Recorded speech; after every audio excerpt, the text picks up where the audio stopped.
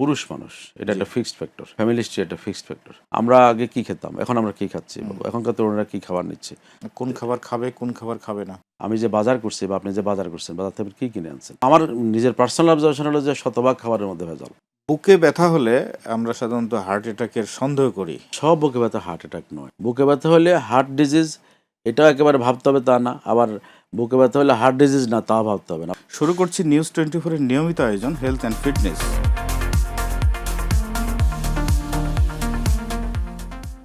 আজ আমরা স্টুডিওতে আলোচনা করব একটা গুরুত্বপূর্ণ টপিক নিয়ে। সেই টপিকের বিষয় হচ্ছে সুস্থ হার্ট সুস্থ জীবন। এই বিষয়ে আলোচনা করার জন্য আমাদের স্টুডিওতে আজ অতিথি আলোচক হিসেবে উপস্থিত আছেন অধ্যাপক doctor A K. Mohiuddin Bhuiyan Masum, clinical and interventional cardiologist, বিভাগীয় প্রধান হৃদরোগ বিভাগ, পপুলার মেডিকেল কলেজ এবং হাসপাতাল। অধ্যাপক ডাক্তার মহিউদ্দিন ভূঁইয়া মাসুম, আপনাকে স্বাগতম আমাদের স্টুডিওতে। ধন্যবাদ আপনাকে এবং নিউজ 24 সবাইকে আমার পক্ষ থেকে ধন্যবাদ। অধ্যাপক ডাক্তার এ.কে. মহিউদ্দিন ভূঁইয়া মাসুম, আপনি বাংলাদেশের একজন প্রথিতযশা ক্লিনিক্যাল অ্যান্ড ইন্টারভেনশনাল কার্ডিওলজিস্ট। আপনি হৃদরোগ নিয়ে দীর্ঘদিন যাবৎ কাজ করছেন, অসংখ্য রোগীর আপনি চিকিৎসা করেছেন। আমি আজকে আপনার কাছে জানতে চাবো যে এই যে আপনি হৃদরোগ নিয়ে কাজ করেন, আমাদের হার্টে ব্লক জমে এবং একটা পর্যায়ে রিং, স্টেন্ট রিং কিংবা বাইপাস সার্জারি করতে হয়। আমি আপনার কাছে জানতে চাচ্ছি যে হার্টে ব্লক কেন জমে? আমাদের হৃদযন্ত্র বেসিক্যালি উনি এই যন্ত্রটি পুরো শরীরে দূষিত রক্ত বা অক্সিজেনযুক্ত রক্ত সরবরাহ করে এবং হৃদযন্ত্র সমস্ত শরীরের চাহিদা মেটায়, কিন্তু হৃদযন্ত্রের নিজেরও রক্তের প্রয়োজন। সেই রক্তটা সে গ্রহণ করে 3টা করোনারি ধমনের মাধ্যমে সে তার চাহিদাটা মিটিয়ে থাকে। যখন আমাদের কিছু কিছু রোগ থাকে, যেমন ডায়াবেটিস, হাই প্রেশার, উচ্চ কোলেস্ট্রল, অথবা আমরা কেউ যদি ধূমপায়ী হয়, এই ধরনের মানুষগুলোতে যখন এই মানে উচ্চ ঝুঁকি সম্পন্ন মানে মানুষ, ওনাদের শরীর এই ধরনের মানুষগুলো ধমনীতে তখন প্ল্যাক জমতে থাকে। জি। এই প্ল্যাকটা যখন জমে, এই প্ল্যাকটা আস্তে আস্তে বড় হতে থাকে, এক পর্যায়ে গিয়ে সেটা রাপচার হয়। রাপচারে সেখানে থ্রম্বাস ফর্ম হয়। ওই থ্রম্বাসটা যে কোনো ধমনীটাকেই, করোনারি ধমনীকে হয় ফুল ব্লক করে, নাহলে পার্শিয়ালি ব্লক করে। সেটা বেসিক্যালি হার্ট অ্যাটাক, এবং সেটা হার্ট অ্যাটাকের সিমটম নিয়ে তখন প্রেজেন্ট করে। তখন আমরা সাধারণত ওই সিমটমগুলো পাই, যে সিমটমগুলো যে বুকে ব্যথা, শ্বাসকষ্ট, বুকে চাপ লাগা, ঘাম দেওয়া, বমি হওয়া, হঠাৎ করে কেউ অজ্ঞান হয়ে যাওয়া, মাথা ঘুরানো, এই ধরনের সিমটমগুলো নিয়ে আমাদের কাছে যখন প্রেজেন্ট করে, তখন এটাকে আমরা হার্ট অ্যাটাক বলি। আপনি আপনার আলোচনায় যেটা বললেন যে হৃদরোগের পিছনে আরও কিছু রোগের কারণ আছে, তার মধ্যে উচ্চ রক্তচাপ বা আরও কিছু বিষয়। আমি জানতে চাচ্ছি যে যাদের উচ্চ রক্তচাপ নাই বা হার্টে যাদের কোলেস্টেরল লেভেলের কোনো সমস্যা নাই বা অন্য কোনো রোগ নাই, তাদেরও কি মানে হার্টে ব্লক জমতে পারে কিনা? হ্যাঁ, ব্লক জমতে পারে যাদের যদি ফ্যামিলি হিস্ট্রি থাকে। আচ্ছা। আর পুরুষ মানুষ এটা জি। একটা ফিক্সড ফ্যাক্টর, হুম হুম। ফ্যামিলি হিস্ট্রি একটা ফিক্সড ফ্যাক্টর। এগুলো থাকলে আর আমরা বলি যে এগুলো কোনো মডিফাই করা যাবে না, এগুলো ট্রিটমেন্ট করা যাবে না। আর যেগুলো আমি বলছি ডিজিজ কন্ডিশন, যে ডিজিজ কন্ডিশন, উচ্চ রক্তচাপ, এটা আপনি কন্ট্রোল করতে পারেন, ডায়াবেটিস কন্ট্রোল করতে পারেন, আপনি এই আপনার যে কোলেস্ট্রল মাত্রা সেটা আপনি কন্ট্রোল করতে পারেন, আপনি ধূমপান করলে ধূমপান বন্ধ করতে পারেন, লাইফস্টাইল যদি আপনার খারাপ থাকে সেটা আপনি চেঞ্জ করতে পারেন, এগুলো দিয়ে আপনি মডিফাই করতে পারেন। কিন্তু এই দুটো জিনিস মডিফাইবল না। এই জন্য দেখা গেছে যে ইদানিং অল্প বয়সে হার্ট অ্যাটাক হয়, জি। হার্ট অ্যাটাক হয় এবং অল্প বয়সে হার্ট অ্যাটাক হয়ে দেখা গেছে ওই অল্প বয়সী রোগীটার দেখা গেছে কোনো রিস্ক ফ্যাক্টর নাই। একটু ফ্যামিলি হিস্ট্রি পাওয়া যায় যে বাবা মার ছিল, অথবা তার ইয়েতে ছিল যে লাইফ স্টাইল, পুরুষ মানুষ এটা আচ্ছা। এটা হয়। জি। আবার দেখা গেছে যে তার লাইফস্টাইলটা ঠিক না, যে হয়তো অনেক রাত জেগে থাকে, ফুড হ্যাবিট ভালো না। এই ধরনের রোগীগুলোকে আমরা বেসিক্যালি ওই যেটা আমরা বললাম যে উচ্চ রক্তচাপ বা ডায়াবেটিস ছাড়াও অন্য অন্য কারণেও কিন্তু হার্টে ব্লক হয়ে যায়। তার মানে হার্ট অ্যাটাক একটা লাইফস্টাইল ডিজিজ বলতে পারি আমরা, মানে লাইফস্টাইলের কারণেও কি হার্টের সমস্যা হতে পারে? হার্ট খুব অ্যাটাক না, মানে হৃদরোগ। হৃদরোগ তো অবশ্যই, হার্ট অ্যাটাকের ক্ষেত্রে লাইফস্টাইল ভেরি ভেরি ইম্পর্টেন্ট, এবং আচ্ছা। ইম্পর্টেন্ট লাইফস্টাইল এত বেশি ইম্পর্টেন্ট যে এখনকার যুগে যে তরুণদের হার্ট অ্যাটাক বেশি হচ্ছে, এটা কিন্তু বেসিক্যালি এটার অনেক কারণ কি? এটা আমি আপনাকে প্রশ্ন করতাম যে আসলে তরুণরা এখন অতিমাত্রায় হৃদরোগে আক্রান্ত হচ্ছে এবং হার্ট অ্যাটাকের মাত্রাও তরুণদের মধ্যে বেশি দেখা যাচ্ছে। বেশি মানে তরুণরা আগে হয়তো অতটা হার্ট অ্যাটাক করতো না, এখন তরুণদের মধ্যে হার্ট অ্যাটাকের প্রবণতা একটু বেশি। আপনি সুন্দর একটা প্রশ্ন করেছেন, যেটা আমরা এখন খুব বেশি ফেস করছি, এবং বিশেষ করে লাস্ট 1 ইয়ার আমার কাছে অনেক তরুণ রোগী মানে এসেছে। যে আপনারা কোন বয়সের রোগীরা পাচ্ছেন? আসলে কোনো বয়স লিমিট আচ্ছা। নেই। এখন তরুণ বলতে আমি 17 বছরের বাচ্চাকে চিকিৎসা করেছি, 18 বছরের বাচ্চা আমি স্ট্যান্ডিং করেছি, 16 বছরের বাচ্চা আমি এনজিওগ্রাম করেছি। হুম এগুলো আসে হলো কার্ডিয়াক সিমটম নিয়ে, এবং তার যে মানে ইসিজিদের যে চেঞ্জ বা আমরা যে ইয়ে পাই, ট্রপোনিন আই বেশি পাই। আবার দেখা গেছে অনেকের ক্রিটিক্যাল থাকে, অনেকের ক্রিটিক্যাল থাকে না। কিন্তু এদের বেশি হচ্ছে কেন, এটা আপনি নিজে সহজে বুঝতে পারবেন যে আপনার তরুণকাল কীভাবে কেটেছে, আর আমাদের কীভাবে কেটেছে, আর জি। এখন কীভাবে কাটছে। এখনকার যুগে যেটা হচ্ছে লাইফস্টাইল ভেরি ভেরি ইম্পর্টেন্ট, এবং খাবারের হ্যাবিট, ফুড হ্যাবিট। আমরা আগে কী খেতাম, এখন আমরা কী খাচ্ছি, এখনকার তরুণরা কী খাবার নিচ্ছে, আপনার বাচ্চা আমার বাচ্চা কী খাচ্ছে, বা অন্য অন্য বাচ্চারা কী খাচ্ছে, সেটা খুব ইম্পর্টেন্ট। রাত জাগা, মানে কোনো কারণ ছাড়া রাত জাগা। রাত জাগে কি হার্টের রোগের, হৃদরোগের উপর নির্ভর করে? হ্যাঁ, রাত জাগাটা হৃদরোগের জন্য অনেক ক্ষতিকর, আচ্ছা, এবং এটার একটা বৈজ্ঞানিক ব্যাখ্যায় আছে। সেটা একটু জানতে চাই। রাত জাগার সাথে হলো আমাদের যে আরেকটা হলো যে আমাদের এঙ্গেজমেন্ট যেটা থাকে, সোশ্যাল মিডিয়াতে যে এঙ্গেজমেন্টটা থাকে, এটা খুব। আর আমরা রাতে জেগে থেকে আবার দেখা গেছে যে মানে রাত জাগতেছে, ফাস্টফুডের দোকান থেকে খাবার নিয়ে আসতেছে, সেটা খাচ্ছে, এবং সেটা ডাইজেশন হচ্ছে না। সাথে হলো ইয়াংদের বেসিক্যালি হলো যে এখন যে খেলার মাঠ নাই, খেলাধুলার প্রতি বিমুখ, এবং সবাই সোশ্যাল মিডিয়া বা অন্যান্য কাজে মানে অনলাইনে ব্যস্ত, কিন্তু মাঠে গিয়ে কায়িক মানে খেলাধুলা করবে, যেটা আমাদের জন্য খুব উপযোগী, যেটা আমাদের কালে আপনাদের কালে ছিল, সেটা এখন নেই। এবং এগুলো অন্যতম একটা কারণ, কিন্তু এই লাইফস্টাইল বা এই বাচ্চা ইয়াংদের হৃদরোগ হওয়ার ফ্যামিলি হিস্ট্রি ছাড়াও লাইফস্টাইলটা ভেরি ইম্পর্টেন্ট কারণ। ডাক্তার এ কে মহিউদ্দিন ভূঁইয়া মাসুম, একটা বিষয় আমি জানতে চাই যেটা আসলে সবারই জানার আগ্রহ কাজ করে, সেটা হচ্ছে যে হার্ট ভালো রাখার উপায় কি? আসলে আমাদের যে হৃদরোগ, এটা এটা বেসিক্যালি কার্ডিয়াক হার্ট ডিজিজ, জি। এটা প্রিভেন্ট করা যায়। আমরা যদি ইচ্ছে করি যে আমার হৃদরোগ হয়নি বা আমি রিসপেক্টের মধ্যে আছি, আমি যদি সচেতন হই, তাহলে আমি 90% ঠেকাই দিতে পারবো। যে 80 থেকে ইন্টারন্যাশনাল ডাটা অনুসারে যে 80 থেকে 90% হৃদরোগ প্রতিরোধ সক্ষম। আচ্ছা। এই প্রতিরোধ করতে কী করতে হবে? আমার যদি ফ্যামিলি হিস্ট্রি থাকে, আমার বাবা মা যদি হার্ট অ্যাটাক হিস্ট্রি থাকে বা হৃদরোগ হিস্ট্রি থাকে, আমি পুরুষ মানুষ, অথবা আমার যদি এই ডায়াবেটিস থাকে, হাই প্রেশার থাকে, কোলেস্টেরল থাকে, আমি ধূমপান করি, বা আমার অনিয়ন্ত্রিত লাইফস্টাইল, যা ওবেসিটি থাকে, স্থূলতা থাকে, এগুলো কিন্তু সব কিছু মডিফাই করা যায়। এবং শুধু আমি পারবো না কোনটা, আমি পুরুষ, এটা আমি পারবো না, আমার ফ্যামিলি হিস্ট্রি থাকে, সেটা আমি পারবো না। তো আমি যদি আমার ফ্যামিলি হিস্ট্রিটা যদি থাকে, পজিটিভ ফ্যামিলি হিস্ট্রি থাকে, যে আমার বাবার মায়ের ছিল, আমার হতে পারে, তাহলে আমাকে সচেতন হতে হবে খুব ভালোভাবে। অন্য রোগীদের থেকে আমার বেশি সচেতন থাকতে হবে, কারণ আমি সেখানে আমাকে আমার ডায়াবেটিস থাকলে কন্ট্রোল করতে হবে, বা ডায়াবেটিস যেন না হয় ওই লাইফস্টাইলটা মেনটেন করতে হবে। আমার জন্য উচ্চ রক্তচাপে যদি প্রবণতা থাকে, সেটাকে আমি আমার ডায়েটারি হ্যাবিট, এক্সারসাইজ, এগুলিতে আমাকে কন্ট্রোলে নিয়ে আসতে হবে। কোলেস্ট্রল, বিশেষ করে রক্তের এলডিএল কোলেস্ট্রল খুবই কালপিট, এটাকে আমাকে নিয়ন্ত্রণ রাখতেই হবে, এবং রাখার জন্য একটা ইন্টারন্যাশনাল লেভেল, মানে গাইডলাইনের সাথে লেভেল আছে, যেটার এই মাত্রার নিচে থাকতে হবে। শুধু আমার নর্মাল লেভেল থেকে কম তা না, আমার ইন্টারন্যাশনাল গাইডলাইন যদি বলে, যেটা বলা হচ্ছে যে এটা এতই নিচে রাখো, তাহলে ওই লেভেলের নিচে থাকতে হবে। তারপরে এগুলোকে মেনটেন করার জন্য যেটা আমাকে কায়িক পরিশ্রম করা বা খেলাধুলা করা, অ্যাক্টিভ থাকা, এটা ভেরি ভেরি ইম্পর্টেন্ট। তারপর ঘুম, ঘুম আমরা আর্লি ঘুমাতে হবে, আর্লি উঠতে হবে।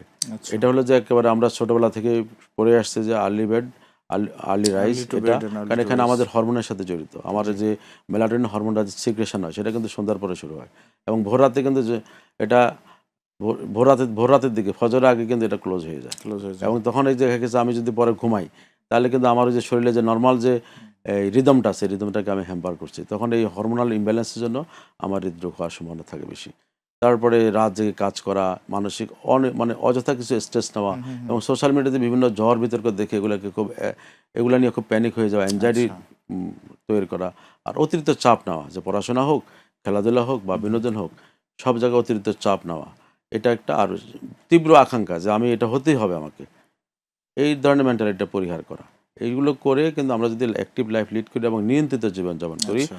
সাথে হলে খাদ্যাভ্যাস ভেরি ভেরি ইম্পর্টেন্ট। এর খাদ্যাভ্যাসের পরে একেবারে ক্লিয়ার কাট আমাকে কার্ডিয়াক ফ্রেন্ডলি খাবার খেতে হবে। যে আমি এখন খাবারটা খাচ্ছি, আমার বাবা মা দুজনে হার্ট অ্যাটাকের রোগী, এবং তাদের হয়তো জীবন প্রদীপও নিভে গেছে এই হৃদরোগের কারণে, তাহলে আমাকে ওই খাদ্যাভ্যাসটা চেঞ্জ করতে হবেই, যে আমি যেন আমার হৃদরোগটা না হয়। কোন খাবার খাবে, কোন খাবার খাবে না? এগুলো বেসিক্যালি খাদ্যাভ্যাসটার ব্যাপারে আমার কিছু স্পেসিফিক ব্যাপার আছে, সেটা হলো যে আপনি একটা লোকের বিএমআই দেখবেন, একটা লোকের ডায়াবেটিস আছে কিনা, প্রেশার আছে কিনা, কোলেস্ট্রলের মাত্রা দেখবেন।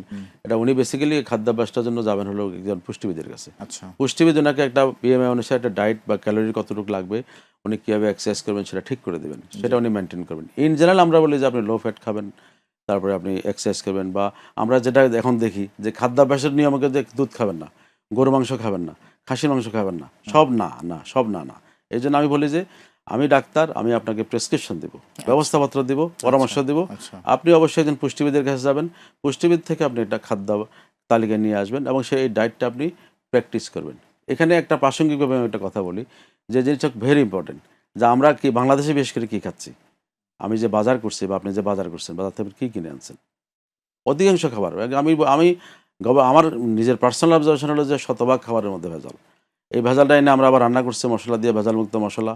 ইদানিং দেখবেন যে প্লাস্টিকের কথা আসে, বিভিন্ন কিছু আসে, কেমিক্যাল আসে, এগুলো আমরা রান্না করছি, কিন্তু এগুলো কেমিক্যাল মুক্ত করার কোনো প্রসেস আমার বাসায় নেই।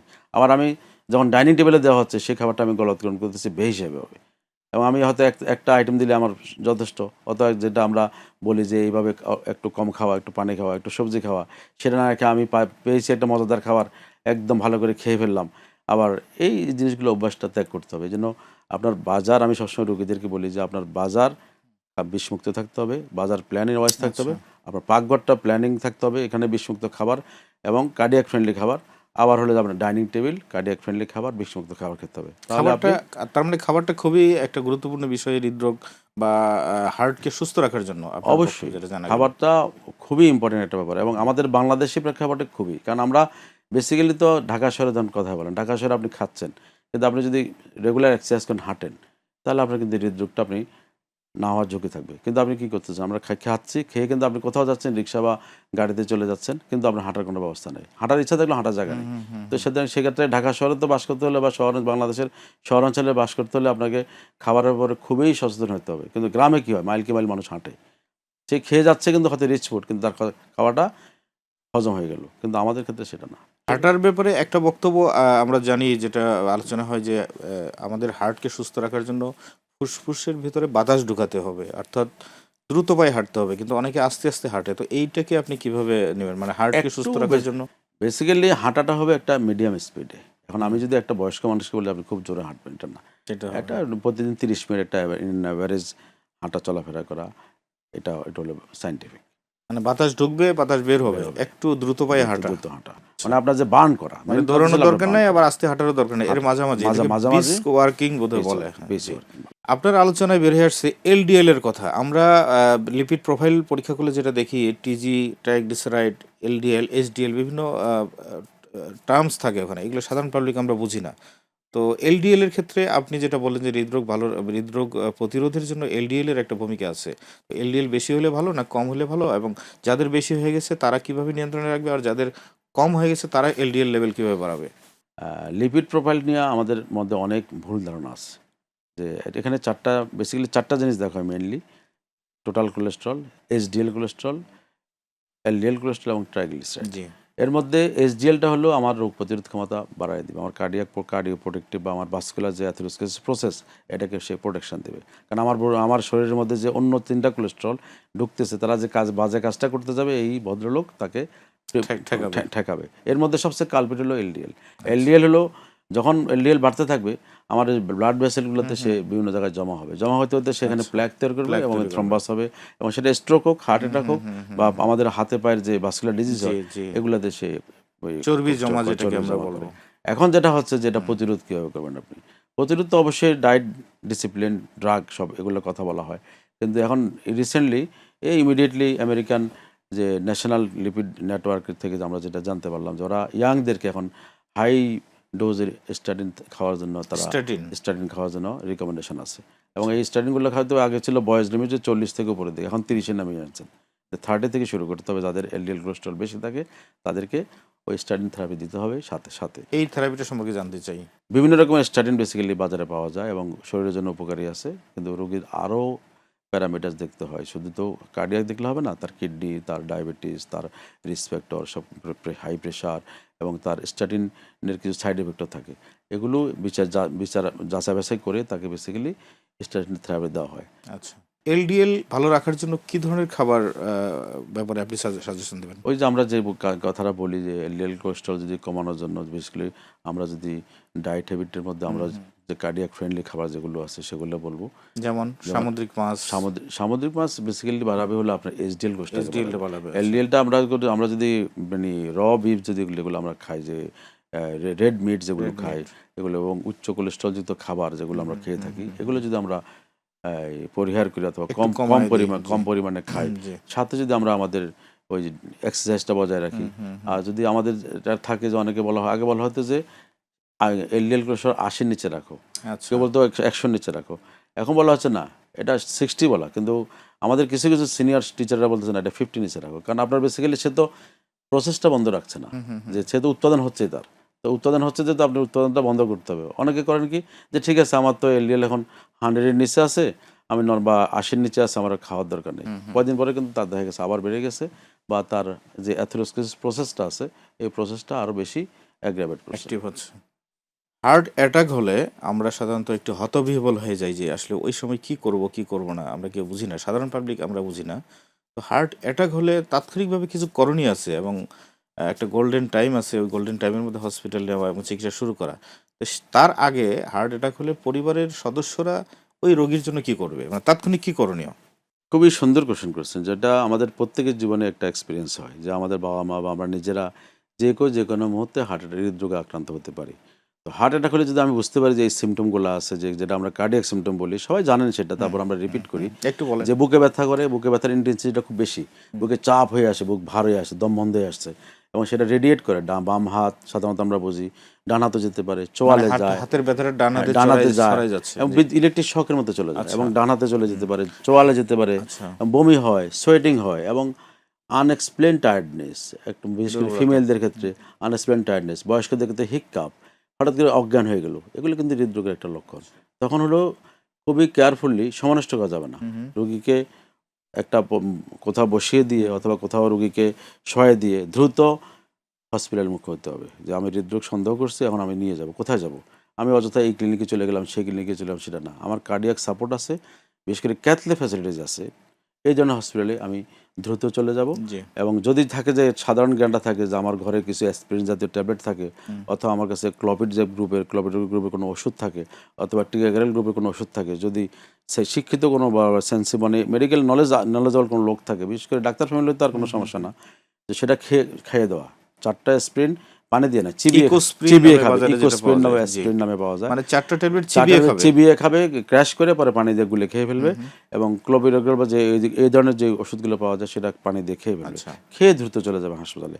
সাপোজ আপনি বাসা থেকে হাসপাতালে গেলেন, ওখানে ক্যাথলে ফ্যাসিলিটিস আছে, তাহলে আপনি কোনো ডিলে করা যাবে না, ওখানে ডাক্তার সাহেবের কাছে গেলেও ডিলে করবে না, কারণ সেখানে যাওয়ার সাথে সাথে একটা ইসিজি রোগী অ্যাসেসমেন্ট হবে, অ্যাসেসমেন্টের সাথে সাথে একটা ইসিজি এবং ইন্টারপ্রিটেশন টাইম হলো 10 মিনিটস। এই 10 মিনিটসে ইসিজিতে ফাইন্ডিংসে বোঝা যাবে তার হার্ট অ্যাটাক হয়েছে, কোন ধরনের হার্ট অ্যাটাক হয়ে গেছে, সেটা একটা ফাইন্ড আউট করা যায়, এবং সেটা অ্যাকর্ডিংলি সেভাবে ট্রিটমেন্টটা হবে। আপনি এখানে আপনার আলোচনায় যেটা দেখলাম যে আপনি ইকোস্প্রিনের কথা বললেন, আমি একটা স্টাডিতে দেখেছি যে ইকোস্প্রিনটা হচ্ছে এত গুরুত্বপূর্ণ একটা ড্রাগ যে 30% মানে মর্টালিটির হার নাকি কমিয়ে আনে হার্টের রোগীদের ক্ষেত্রে। এই তথ্যটুকু কতটুকু সত্যি? এই কথাটা অনেকাংশে সত্যি, কারণ আপনি যখন হার্ট অ্যাটাকের সাথে সাথেই অ্যাসপিরিন গ্রুপের কোনো ওষুধ লোডিং ডোজ হিসেবে 300 মিলিগ্রাম সাধারণত বলা হয়, আগে তো পাওয়া যেত একটা বিদেশি ওষুধ পাওয়া যেত, পানিতে অথবা মুখে দিলে গলে যেত, সেটা এখন নাই বাংলাদেশের মার্কেটে। তো ওটা যদি চিবিয়ে খেয়ে যদি আপনি পানি খেয়ে ফেলেন, এবং সাথে যদি আরও কিছু আমরা লোডিং ডোজের ওষুধ দিয়ে রাখি, লোডিং ডোজ বলে সবাই এখন বুঝে যে ওই ওষুধগুলো ক্লোপিডোগ্রাল অথবা টিগাগ্রাল অথবা পাসুরেল নামে পাওয়া যায়, এগুলো যদি আমরা খেয়ে ফেলি, তাহলে আপনি যেটা তথ্যটা বলছেন তার থেকেও বেশি রেজাল্ট পাওয়া যায়। বেশি। আচ্ছা, অনেক ক্ষেত্রে বলা হয় যে হার্ট অ্যাটাকের সময় প্রেশার মাপার পরে যদি দেখা যায় যে প্রেশার বেশি আছে, তখন প্রেশারের ওষুধ কমানোর ওষুধ দেওয়া নাকি নিষেধ আছে ওই টাইমে, এই বিষয়টা কতটুকু? ওই সময় বেসিক্যালি অন্য কোনো ওষুধ দেওয়া যাবে না ওই সময়, যদি হার্ট অ্যাটাকের সাথে যদি প্রেশার বেশি পাই, ওই সময় প্রেশার নিয়ন্ত্রণ করা থেকে হার্ট অ্যাটাক নিয়ন্ত্রণ করাটা জরুরি। কারণ প্রেশার ম্যানেজমেন্টটা আপনি হসপিটালে যাবেন, ডাক্তার সাহেব করবে, আপনি যদি বাসায় বসে একটা হার্ট ওষুধ খাওয়াই দেন, প্রেশার ওষুধ খাওয়াই দেন, তাহলে রোগী কিন্তু শকে চলে যেতে পারে, বিপরীত হবে আরো, এতে বিপরীত হতে পারে। আচ্ছা, হার্ট অ্যাটাকের কথা আপনি বললেন যে ইকোস্প্রিন এবং ওষুধ খেয়ে আপনি শহরাঞ্চলে এটা সম্ভব, গ্রামের রোগীরা কি করবে? ধরেন যে একটা গ্রামে একটা মানুষের হার্ট অ্যাটাক হলো, বোঝা যাচ্ছে এই লক্ষণগুলো আপনি যেগুলো বললেন যে হার্ট অ্যাটাকের লক্ষণ, তো গ্রামের ওই রোগীটা তাৎক্ষণিকভাবে কী করবে, বা রোগীর লোকজন তাৎক্ষণিক কী করবে? গ্রামে তো হার্টের হসপিটাল এভাবে নাই, স্পেশালাইজড কার্ডিয়াক সেট আপ আছে, এই ধরনের হসপিটাল গ্রামাঞ্চলে কম বা নাই। বাংলাদেশের গ্রাম না, বাংলাদেশের জেলা পর্যায়ে নেই এই ধরনের ফ্যাসিলিটিস নাই, এটা আমাদের জন্য দুর্ভাগ্য বা দুঃখজনক, বা এই ধরনের কাঠামো গড়ে ওঠে নাই। তবে ইদানিং এখন চালু হচ্ছে, বাংলাদেশের প্রত্যেকটা উপজেলাতে একজন কার্ডিওলজিস্ট থাকেন, বাংলাদেশ সেটা যেই ডিগ্রি হোক কার্ডিওলজিস্ট একজন থাকেন, ডি কার্ড করা হোক, এমডি করা হোক, এফসিবিএস করা হোক, একজন কার্ডিওলজিস্ট পোস্টিং থাকে, বা সাধারণ ডাক্তার যারা আছেন এখন প্রত্যেকটা উপজেলা হেলথ কমপ্লেক্সে ইমার্জেন্সি ডিপার্টমেন্ট আছে, যে সেখানে ইসিজি করার ব্যবস্থা আছে। আচ্ছা, আপনি যদি দেখেন যে আপনার প্রত্যন্ত অঞ্চলে আপনার মানে এখন তো সব জায়গায় যাওয়া যায়, খুব কম অঞ্চল আছে যেখান দিয়ে আর নৌকা বা হেঁটে হেঁটে যেতে হয় বা গরুর গাড়িতে যেতে হয়, এরকম এলাকা খুবই কম এখন। আপনি দ্রুত চলে যাবেন হাসপাতালে, হাসপাতালে গিয়ে ডাক্তার সাহেবের কাছে এই সমস্যাটা বললে ডাক্তার সাহেব ইসিজি করবেন। কারণ সমস্যাটা কোথায়? ইসিজি করার পরে ডাক্তার সাহেবও বুঝতে হবে, রুগীও বুঝতে হবে সমস্যা। ডাক্তার যখন আচ্ছা। বলবেন যে হার্ট অ্যাটাক করেছেন, রুগীকে এটার দাম দিতে হবে। রুগী যদি বলে যে না আমার গ্যাসের সমস্যা, তাহলে তো সমস্যা। এই জন্য ইসিজি করা, এবং এটার জন্য আমার বিস্তারিত আলোচনা আছে যে আচ্ছা। ইসিজি করে ডাক্তার সাহেব কী করবেন। ইসিজি করবেন এবং ডাক্তার সাহেব যদি কিছু ওষুধ খাওয়াই দিয়ে, যে লোডিং ডোজ কথা বলছি, সেটা খাবেন। গ্যাস ভেবে বসে থাকবেন না। আপনি খেয়ে প্রয়োজনে ডাক্তার সাহেব আপনাকে রেফার করে দিয়ে জেলা লেভেলে সিনিয়র কার্ডিওলজিস্টের কাছে আপনি যাবেন। কারণ আপনি যতক্ষণ পর্যন্ত হাল ছাড়বেন না যে আপনার যখন ডাক্তার ফাইনালি বলে যে না আপনার কার্ডিয়াকলি আপনার কোনো অ্যাটাক হয় নাই, ততক্ষণ পর্যন্ত আপনি ওই চিকিৎসা সেবার মধ্যে থাকবেন। যখন ডাক্তার বলে যে না আপনার হার্ট ভালো আছে, আপনি বাসায় চলে যান, দ্যাটস আপনি বাসায় চলে আসতে পারেন। বাট ডাক্তার না বলা পর্যন্ত আচ্ছা। আপনি বাসায় আসবেন না। মানে একটা ইসিজি থেকে মোটামুটি ওটা বোঝানো সম্ভব। কিন্তু একটা গ্রামীণ লেভেলে একটা হুম, ইসিজি থেকে একটাই বোঝা যথেষ্ট। সম্ভব। একটা কিন্তু ইসিজির কিন্তু অনেক ক্ষেত্রে আবার বলা হয় যে ইসিজিটাই হার্ট অ্যাটাকের জন্য ইম্পর্টেন্ট না। সেক্ষেত্রে আরো কিছু পরীক্ষা-নিরীক্ষা করতে এটাতে হয়। আপনার এই প্রশ্নটা খুবই সুন্দর এবং এটা আমি একটু ইলাবোরেট করে বলতে চাই। বেসিক্যালি একটা কথা আছে যে normal ECG does not exclude acute coronary syndrome. Even কি বলা হয় যে হার্ট অ্যাটাক করার পরেও যদি ইসিজি অনেক সময় নাকি নরমাল আসতে পারে। হ্যাঁ, এটা আজকে আমি একটা রোগী পেয়েছি, আচ্ছা। ইসিজি নরমাল ছিল, কিন্তু পরবর্তীতে ইসিজি তার চেঞ্জ আসছে এবং আমি তার প্রাইমারি বিসিআই করেছি। আচ্ছা। তো এটা হলো আমাদের বুঝতে হবে যে আমি বুকে ব্যথা করলো, আমি ডাক্তার সাহেবের কাছে গেলাম বা একটা ক্লিনিকে গেলাম, আমি ইসিজি করলাম। যে ইসিজি করলো সে বললো যে স্যার আপনার ইসিজিটা তো ভালো আছে, তা আপনি মনের আনন্দে একটা গ্যাস্ট্রিক ওষুধ খেয়ে বাসায় চলে আসলেন। এটা জীবনে সবচেয়ে বড় ভুল করলেন এটা। ইসিজি করার পরে আপনি ইসিজি করার পরে সাথে সাথে ডাক্তার সাহেবেরা কী করে, একটা ব্লাড টেস্ট করে, ট্রপোনিন।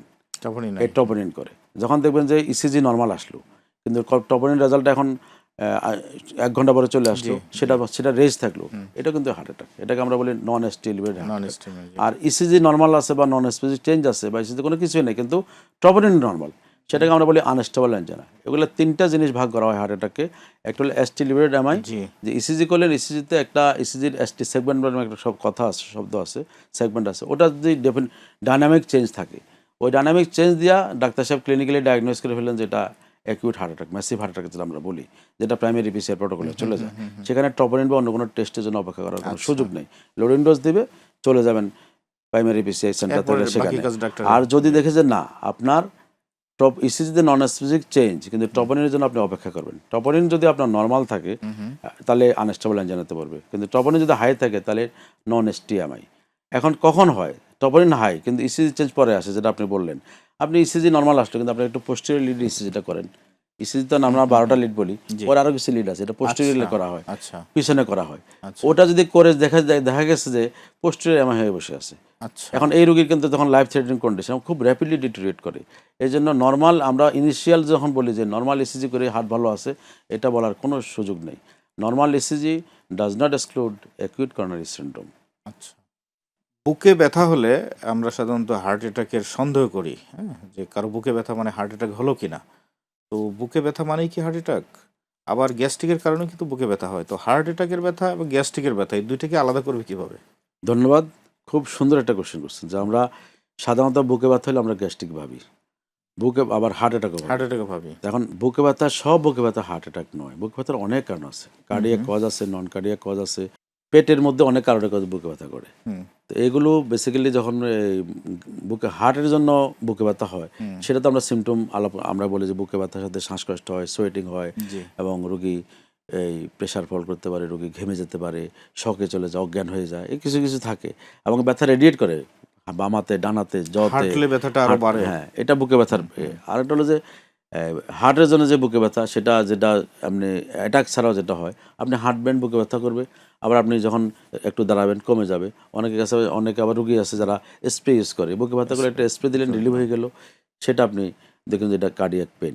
আবার সিঁড়ি সিঁড়ি ভাঙলেও বাদ দিয়েছেন, আপনি উঠতে পারতেছেন, বুকে ব্যথা হাঁপিয়ে করছে, যাচ্ছে। অর্থাৎ হাঁপিয়ে যাচ্ছেন, শ্বাসকষ্ট হচ্ছে, এগুলো কার্ডিয়াক পেন। কিন্তু গ্যাস্ট্রিকের ব্যথা যেটা হয়, একটা আননোন রোগী, যে রোগী কখনোই হার্ট অ্যাটাক হয়নি, একটা আননোন রোগী যার কখনোই হার্ট অ্যাটাক হয় নাই, সে যখন দেখলো যে তার বুকে ব্যথা করছে, তা বুকে ব্যথা করলে সে চিন্তা করবে যে হয়তো গ্যাস্ট্রিকের ব্যথা। গ্যাস্ট্রিক ব্যথা কখন চিন্তা করবেন? গ্যাস্ট্রিকের ব্যথা হলো বেসিক্যালি আমাদের পেটের উপরিভাগে ব্যথা করে, এবং এই ব্যথাটার সাথে খাদ্যের একটা রিলেশন থাকে। আপার জিআই হ্যাঁ, আপার জি, এবং খাদ্যের একটা রিলেশন থাকে। খাওয়া কোনো সময় খাওয়া খেলে এটা বেড়ে যায়, অথবা খাওয়া না খেলে তো বাইল দুধের রিফ্লেক্স এটা জি জি বেড়ে যায়। এটার সাথে সাধারণত সোয়েটিং বা শ্বাসকষ্ট এই ধরনের সিমটমগুলো থাকে না।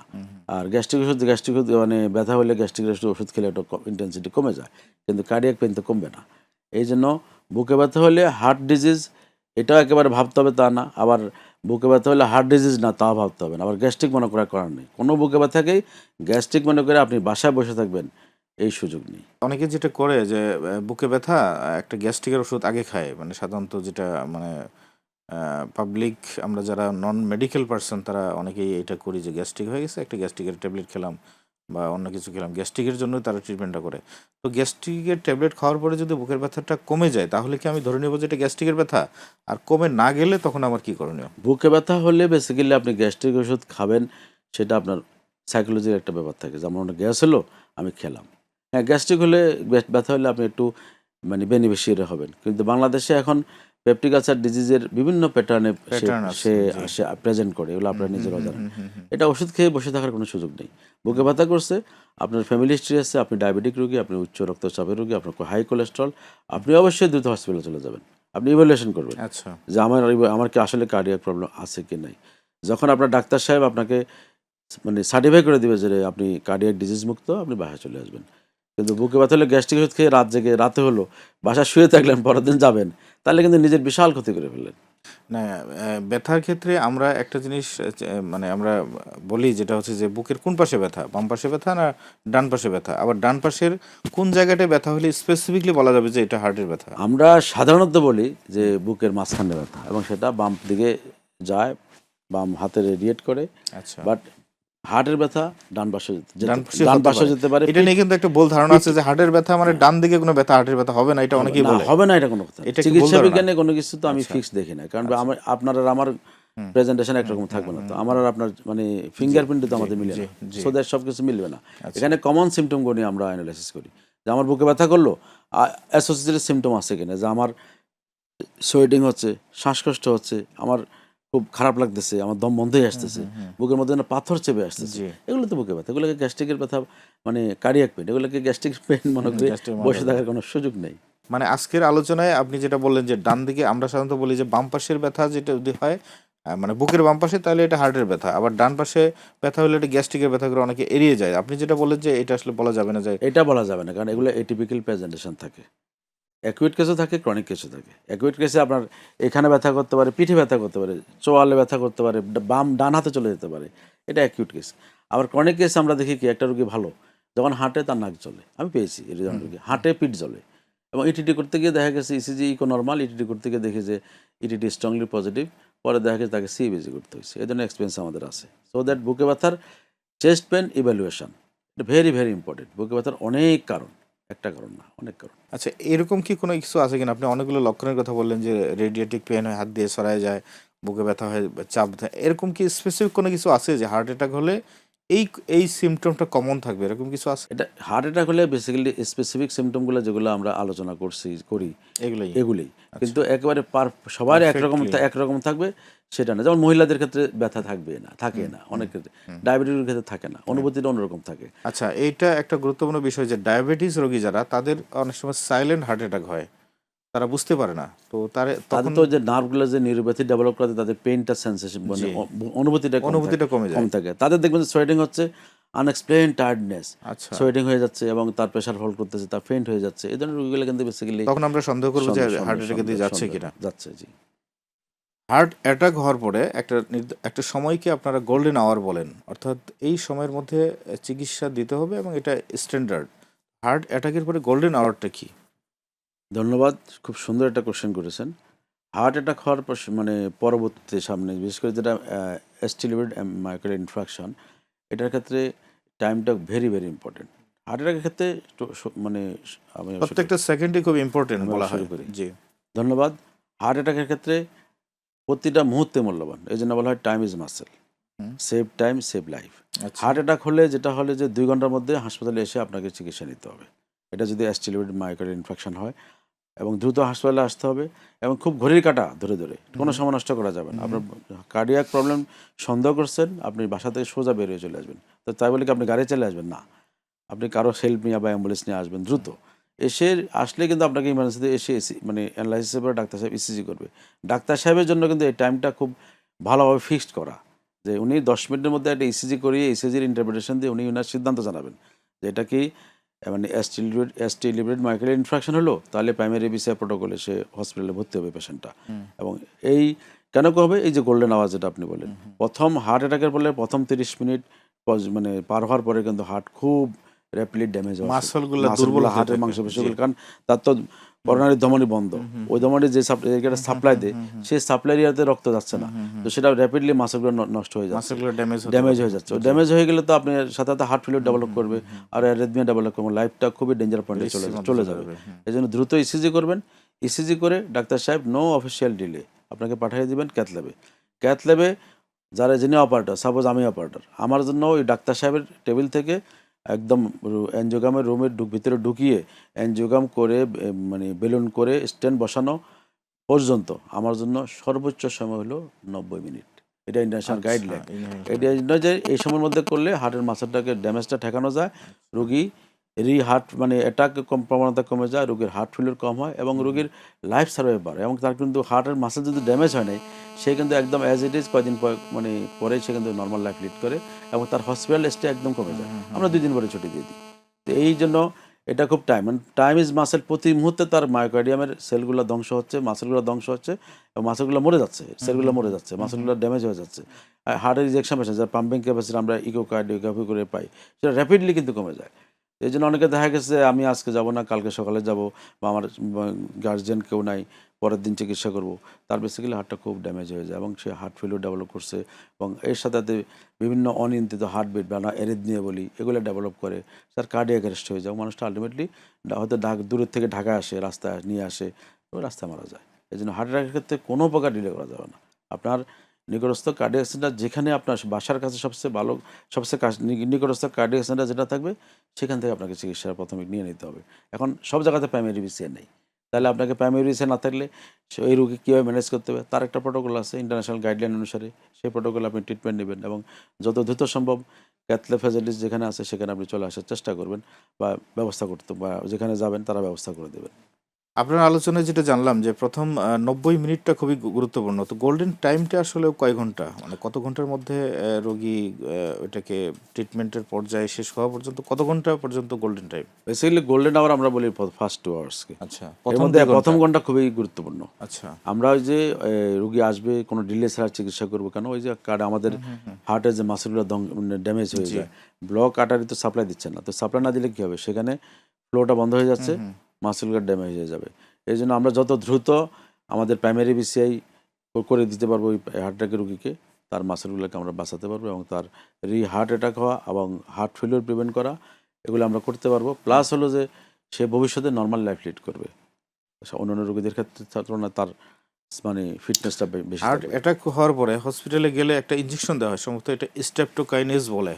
তো এটার গুরুত্বটা কি? মানে কত ঘন্টার মধ্যে এটা দিতে হয়, এরকম কোনো গাইডলাইন আছে কিনা? এটা হার্ট অ্যাটাক হলে যে ডিটেকশন হয় যেটা এসটি লিভারেট মাইক্রো ইনফ্রাকশন, এখানে প্রাইমারি পিসিআই করার ফ্যাসিলিটিস নাই এবং প্রাইমারি সেন্টারে সে 2 ঘন্টার মধ্যে যেতে পারবে না বা যেতে তার সময় পার হয়ে যাবে। সেক্ষেত্রে আমরা থ্রোম্বোলাইসিস বলি, থ্রোম্বোলাইটিক এজেন্ট। এটা স্টেটোকাইনেজ বাংলাদেশে ওয়াইডলি ইউজ হয়, কিন্তু ইন্টারন্যাশনাল গাইডলাইন অনুসারে আমরা বাংলাদেশেও এখন ইউজ করি টেনেক্টিপ্লেস। এটা কস্টলি, এই জন্য খুব কম ইউজ হয়, কিন্তু বাংলাদেশে ভালো ভালো সেন্টারগুলো অনেক জায়গাতে এটা বিনামূল্যে দেওয়া হয়, যেমন জাতীয় হৃদরোগে। ওটা স্টেটোকাইনেজ জাতীয় হৃদরোগে বিনামূল্যে দেওয়া হয়, বিভিন্ন সরকারি মেডিকেল কলেজে দেওয়া হয়, আর কিছু ক্লিনিকে যারা গ্রামে গঞ্জে এগুলো আসেন এগুলো দেওয়া হয়, কিন্তু বেসিক্যালি এখন রিকমেন্ডেশন টেনেক্টিপ্লেস। কিন্তু খুব উচ্চ মূল্যের জন্য এটাকে এখন আর মানে ভালো ভালো সেন্টার ছাড়া, এখন যদি লোকাল একটা হসপিটালে বলেন ডাক্তার সাহেব বলেন, তাহলে রোগীরা হয়তো এটা শুনবেন না। এই জন্য থ্রোম্বোলাইজ করা হয় একটা নির্দিষ্ট প্রোটোকলে। সেই টাইমটি হলো ডাক্তার সাহেবের কাছে আসলো আর থ্রোম্বোলাইসিস করতেই হবে, যদি অন্য কোনো বিকল্প পন্থা আমি যেতে পারছি না, তার টাইম হলো অনলি 30 মিনিটস। এখন আপনি যেটা 2 ঘন্টার কথা বললেন, আমাদের গ্রামাঞ্চলে যেটা দেখা যায় যে রোগী হার্ট অ্যাটাক করলো, অ্যাম্বুলেন্স ডেকে তাকে জেলা সদরে নিতে নিতে অনেক সময় 2 ঘন্টা হয়ে যায় বা আরও বেশি সময় লাগে। সেক্ষেত্রে কিছু করণীয় আছে কিনা? এখন অবশ্যই করণীয় আছে। এখানে হলো যে গ্রামে যেটা প্রবলেম হয় যে রুগীরা যখন যাবে হসপিটালে, যে অসুস্থ হলেও অ্যাম্বুলেন্স কল করে, এটা রং থিওরি। এখন বেসিক্যালি অ্যাম্বুলেন্স আসবে কখন, আর অ্যাম্বুলেন্সগুলো এসে তো লাভ নেই, অ্যাম্বুলেন্সে কার্ডিয়াক সাপোর্ট নেই, এটা গাড়ি আর একটা অক্সিজেন সিলিন্ডার থাকে ম্যাক্সিমাম এতে। অ্যাম্বুলেন্স বলতে আমরা যেটা বুঝি কার্ডিয়াক অ্যাম্বুলেন্স, সেটা তো বেসিক্যালি বলার সব জন্য সাপোর্ট থাকে, সব হ্যাঁ। সাপোর্ট থাকবে, এখন ইসিজি করা যায়, ইসিজি ইন্টারপ্রেট করার জন্য টেলি যোগাযোগ থাকে, সব ব্যবস্থা থাকে। আমাদের দেশে অ্যাম্বুলেন্সগুলোতে এগুলো নাই। সুতরাং এই অ্যাম্বুলেন্সের জন্য আপনি সমানুষ টাকা দরকার নেই, যে কোনো গাড়িতে যে কোনো একটা আপনাকে রওনা গাড়িতে দিতে আপনি হবে। দ্রুত হসপিটালে পৌঁছে যান, পৌঁছে একটা আচ্ছা। ইসিজি করেন, টপোনিন আই করেন, লোরিন্ডোজ খান, খেয়ে আপনার ডাক্তার সাহেবের কাছে আপনি ইভ্যালুয়েশন করেন যে আমার এটা কি। কারণ আপনি মফস্বল জেলাতে বাংলাদেশের অধিকাংশই কয়েকটা ডিস্ট্রিক্ট ছাড়া কোথাও কিন্তু প্রাইমারি হিসাবে ক্যাথল্যাব সার্ভিস নেই। আর কয়েক জায়গায় আছে আমার পরিচিত, সেখানে হয়তো ক্যাথল্যাব আছে, ওই যে উইকেন্ডে ডাক্তার সাহেব গিয়ে কিছু কেস করে আসে। আচ্ছা। তো সোদের ওখানে গিয়ে আপনার কোনো লাভ নেই। আপনাকে হতে হবে যে সেন্টারে প্রাইমারি বিষয় হয়, ঢাকাতে হয়, চট্টগ্রামে কিছু কিছু সেন্টারে হয়, খুলনাতে হয়, কুমিল্লাতে দু একটা হয়, তারপরে বগুড়াতে হয়, এই কিছু কিছু জায়গা হয়। আবার অনেক জায়গায় ডাক্তার আছে, রোগীও আছে, কিন্তু দেখা গেছে সোশ্যাল কিছু প্রবলেমের কারণে হয় না। যে একটা রোগী দেখা গেলো যে আমি বললাম যে আপনাকে এখন প্রাইমারি ভিসা করতে হবে, তাদের একটা কমন কোশ্চেন, এখনই এনজিওগ্রাম করতে হবে, এখনই রিং পাঠাইতে হবে। আচ্ছা। এখন সে চাচ্ছে যে ঠিক আছে আপনি এনজিওগ্রামটা করেন, রিংটা পরে বসান। প্রাইমারি ভিসা প্রোটোকলটা হলো এরকম যে আপনি আসবেন, ডাক্তার সাহেব একটা স্লিপ দিয়ে দিবে, এনওডি, নো অফিসিয়াল ডিলে। আপনি ইসিজি করার পরে ডাক্তার সাহেব লিখে দিলে প্রাইমারি ভিসা প্রোটোকল অ্যাক্টিভেট করতে হবে, নো অফিসিয়াল ডিলে, অ্যাডমিশন। রুগী কিন্তু সরাসরি চলে যাবে ক্যাথল্যাবে। এখানে অন্য রুটিন কেসের ক্ষেত্রে আমরা যেসব ব্লাড টেস্ট করি, অনেক কিছু করে রুগীর ফিটনেস, অনেক কিছু প্যারামিটার দেখি, এখানে কিছু দেখার সুযোগ নেই। ওটা যা কিছু দেখবে ক্যাথল্যাবের ভিতরে, সুগার দেখবো বা অন্যান্য প্যারামিটার আছে কিনা সেটা ক্যাথল্যাবের ভিতরে দেখবো। একদিক দিয়ে কাজ চলবে, একদিক দিয়ে ওটা চলবে। কারণ দ্রুত আপনি খুলে দেবেন বেলুন, এটা ক্যাথেটার দিয়ে যাবেন। আর এখন তো ইজি, আমরা রেডিয়েলাটারিতে যাই, ক্যাথেটার দিয়ে করে দিবেন, ক্যাথেটার নিয়ে যাবেন, নিয়ে আপনি ডাই দিবেন, ব্লকটা আইডেন্টিফাই হলো, একটা ওয়্যার পাস করবেন, মানে চিকন একটা চুলের মতো তার, জি। এটা পাস করবেন, তারপর একটা বেলুন যাবে, বেলুন অনেক সময় ফুলাইতে, অনেক সময় ডটারিংগুলো চলে যায়, তারপর একটা ছবি নেবেন, যে একটা ওষুধ দিয়ে আমরা দেখি যে ঠিক আছে এটা ফ্লো এস্টাবলিশ হতে, যে তারপর স্ট্যান্ডের সাইজটা দেখা যায়। এখন যেটা আমরা আমার সেন্টারে যেটা করি, পপুলার মেডিকেল কলেজ হসপিটালে আমরা যেটা করি, পপুলার কার্ডিয়াক সেন্টারে আমাদের আর্টিফিশিয়াল ইন্টেলিজেন্স গাইডেড আমাদের আইবাস আছে, আমরা আচ্ছা। আইবাস দিয়ে প্রাইমারি করি। আচ্ছা। আজকে আমি 2টা কেস করছি আইভাস। আইবাস দিয়ে। এটা এটা কি? ইন্টারভাস্কুলার আল্ট্রাসাউন্ড, ওটা ওই যে ওয়ারের সাথে যায়, হ্যাঁ। ভিতরে গিয়ে সে আল্ট্রাসোনোগ্রাফি রিপোর্ট দেয় যে তার টোটাল লেশনটার কী অবস্থা, সাইজ কেমন, তার প্লেক বার্ডেন কেমন, কখনোখানে ক্যালসিফাইড লেশন আছে কিনা, সব কিছু একটা রিপোর্ট দেয়। রিপোর্ট দিয়ে আবার আমরা স্ট্যান্ডার্ড অ্যাকুরেট সাইজটা নিই, অ্যাকুরেট সাইজটা নিয়ে তারপরে আমরা আবার সেখানে একটা স্ট্যান্ডিং করে আসি। স্ট্যান্ডিং করার পর আমরা এটাকে পোস্ট ডাইলেশন করি, করার পর আমরা আবার দেখি যে এটা তার প্লেক বার্ডেন কমলো কিনা, তার স্ট্যান্ডার্ড সফটওয়্যার অপটিমাইজেশন হলো কিনা, তার কোনো জায়গায় কোনো ডিফেক্ট আছে কিনা, আমরা সেটা চেক করি, এবং সেটা আল্ট্রাসাউন্ড ইমেজের মাধ্যমে আর্টিফিশিয়াল ইন্টেলিজেন্স আমাদেরকে গাইড দিচ্ছে। আমরা লাইভ দেখলাম, এবং লাইভ দেখার পরে আমরা দেখলাম যে না, আমাদের আমরা সর্বোচ্চ রেজাল্ট আমরা আসছে, দেন আমরা বেরিয়ে চলে আসি। এই সময়টা আমরা সর্বোচ্চ নিয়ে হলো 90 মিনিটস, এবং 90 মিনিটস আমার সেন্টারে 90 মিনিটস লাগে না, কারণ আমার প্রোটোকলটা রেডি করা এভাবেই যে রুগী আসবে, উঠে যাবে, সব রেডি। হয়তো রুগী উঠতে দেরি হচ্ছে, কিন্তু আমার ডাক্তার সাহেব রেডি হয়ে গেছেন, টিম রেডি। তো এরকম ডেডিকেশন লাগবে। তো আমাদের বাংলাদেশে তো বেসিক্যালি এই ধরনের সরকারি এবং বেসরকারি পর্যায়ে এই ধরনের সেবাটা নাই বললেই চলে।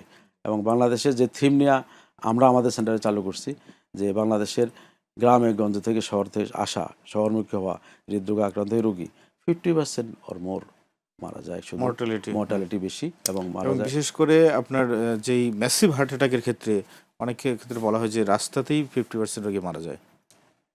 সেটা খুবই দুর্ভাগ্যজনক যে আমাদের দেশে রাস্তাতে মারা যাওয়ার কারণ হলো যে আমাদের যানবাহনের অপতুলতা। আর আমি যেটা বললাম যে অ্যাম্বুলেন্স সার্ভিসটা আমাদের ওইরকম না, যেখানে প্যারামেডিক্স বা থেকে চিকিৎসা করবে না, বা অ্যাম্বুলেন্সের ভিতরে নার্স থেকে যে বিদেশে চিকিৎসা করে, 999 কল দিলে আসবে, ইসিজি করে ফেলবে, বা প্রয়োজনে কিছু কিছু ক্ষেত্রে আরও কিছু কিছু কাজও ওষুধ মেডিসিনের সে ব্যবহার করবে। এই জিনিসটা তো আমাদের নাই। আমাদের দেশের অ্যাম্বুলেন্স নেটওয়ার্কিং ব্যবস্থায় একেবারে বিলো স্ট্যান্ডার্ড, এটা আসলে মেডিকেলের পর্যায়ে পড়ে না। ঢাকা শহরে ভালো ভালো প্রতিষ্ঠান আছে, কার্ডিয়াক অ্যাম্বুলেন্স, আইসিইউ অ্যাম্বুলেন্স, এগুলো আছে, এগুলোর ব্যাপারে কিন্তু ঢাকার বাইরে আপনি চিন্তাই করতে পারবেন না। তো এই অ্যাম্বুলেন্সে আসবেন, আপনি একটা স্যালাইন ঝুলিয়ে দিয়ে আপনাকে লোক দেখানো যাবে কমার্শিয়াল মেন্টালিটি নিয়ে, যে স্যালাইন দিয়ে আপনি যাচ্ছেন ঢাকা শহরে, কিন্তু ওই স্যালাইন যেতে যেতে দেখা গেছে আপনার লাংসে পানি জমে আপনার হার্ট ফেলিয়ারে আরও খারাপ হয়ে যাচ্ছেন। এই জিনিসগুলো আমাদের দেশে নাই, এটা নিয়ে বিস্তারিত আলোচনার বিষয় আছে। হার্ট অ্যাটাক করার পরে আপনারা প্রাইমারি পিসিআই করেন, অর্থাৎ হার্ট অ্যাটাক করার পরে রোগীটা আপনাদের কাছে যখন যায় তখন প্রাথমিক ইনভেস্টিগেশন করে রোগীটাকে আর আপনার দেরি করেন না, ক্যাথ ল্যাবে গিয়ে তাৎক্ষণিক স্টেন্টিং করান, যেটাকে প্রাইমারি পিসিআই বলে। তো এই প্রাইমারি পিসিআই সম্পর্কে আসলে জানতে চাচ্ছি, এটার গুরুত্বটা কেমন? আচ্ছা, ধন্যবাদ।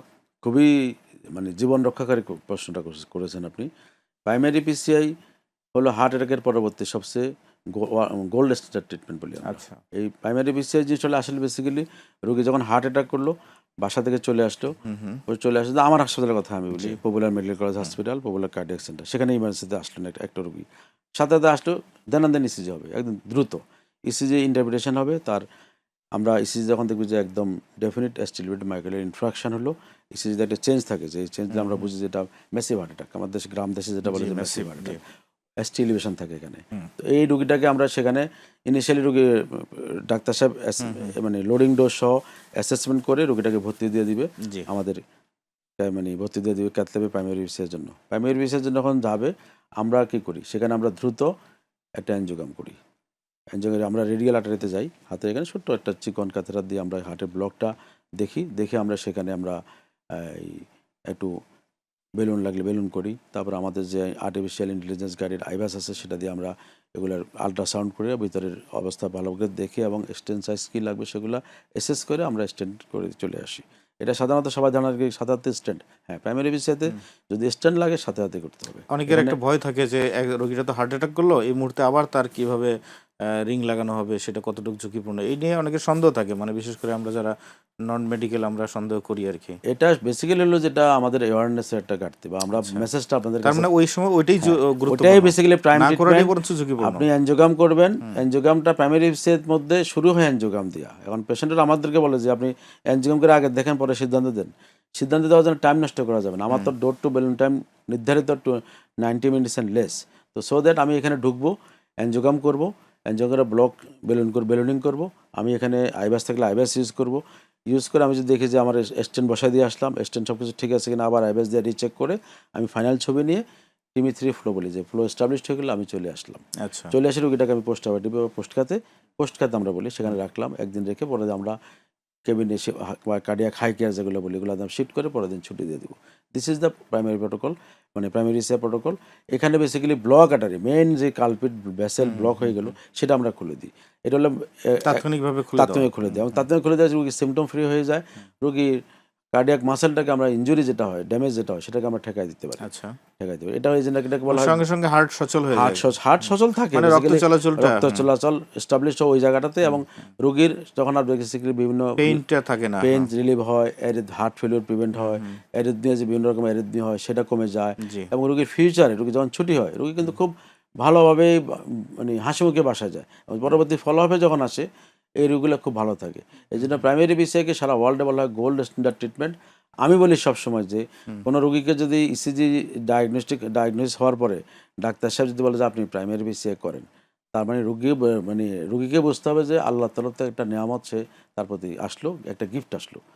এটা হলো প্রাইমারি বিসিআইয়ের ক্ষেত্রে আমি সবসময় বলি যেটা আল্লাহ, এটা সবাই দ্বারা হয় না, আপনার কাছে টাকা পয়সা আছে আপনি চিকিৎসা পাবেন আল্লাহ পাক যদি না চান, মানে প্রাইমারি পিসিআই চিকিৎসা পাওয়াটাও আপনি একটা রহমত বলতে, এটা রহমত বলতে হবে। কারণ আপনি পরে চিকিৎসা পেলেন, পরের দিন আপনি সিঙ্গাপুরে গেলেন, আপনি আরো উন্নত দেশে গেলেন, আপনি চিকিৎসা নিলেন, কিন্তু আপনার মায়োকার্ডিয়াম মধ্যে ধ্বংস হয়ে গেল, আপনার মাসেলগুলো হার্ট অ্যাটাক হওয়ার পরে যে হার্টের মাংসগুলো, আমাদের দেখবেন যে আমাদের অনেক সেলিব্রিটি এদেশের চিকিৎসা হার্ট অ্যাটাক করছে সাথে সাথেই বাসার কাছে কম দামি হসপিটালে কিন্তু কম দামি বলবো না ঠিক, মানে হয়তো কম ফ্যাসিলিটিস পানো হসপিটালে কিন্তু ওনার হার্টের জরুরি চিকিৎসাটা উনি সেরে ফেলেছেন।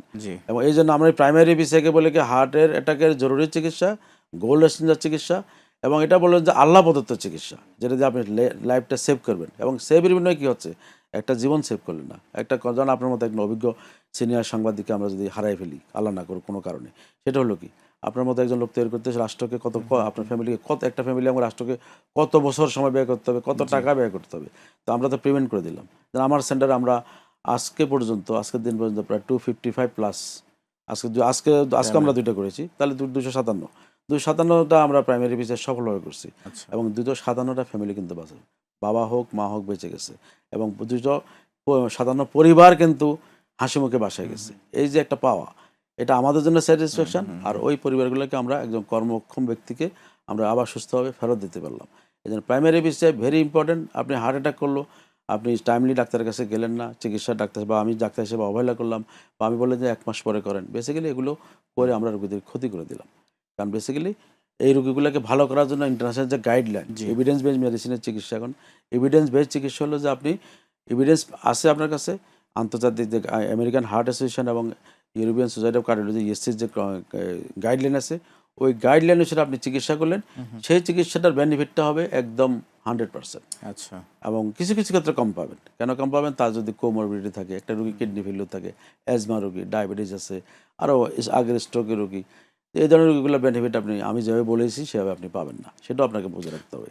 আপনার আলোচনায় যেটা জানলাম যে প্রাইমারি পিসিআই এটা অত্যন্ত গুরুত্বপূর্ণ এবং লাইফ সেভিং একটা ট্রিটমেন্ট, হ্যাঁ, বাংলাদেশে আপনারা এটা করেন। তো সমস্যাটা হলো যে এই ট্রিটমেন্টটা তো সব হসপিটালে নাই। ইভেন কি জাতীয় হৃদরোগ হাসপাতালেও 24 ঘন্টা এই সাপোর্ট ছিল না আগে। এখন কি অবস্থা আমি জানি না। তো আপনি নিজে একটা সেন্টার ডেভেলপ করেছেন। আপনি বলতেছেন যে এখানে 24 ঘন্টায় প্রাইমারি পিসিআই করা হয়। এই সম্পর্কে জানতে চাই। ধন্যবাদ আপনাকে।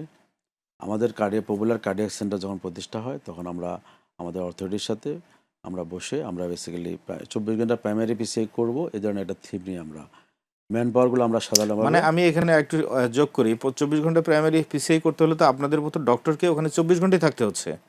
24 ঘন্টা থাকতে হচ্ছে এবং সেটা আমরা থাকি। আচ্ছা। এটার একটা থাকার একটা সিস্টেম ডেভেলপ করতে হয়। এই জন্যই সম্ভবত সব জায়গায় নাই হ্যাঁ, নাকি? এটা একটা কারণ। কারণ আমরা যখন প্রাইমারি বিসিএ করব তখন ম্যান পাওয়ার লাগবে।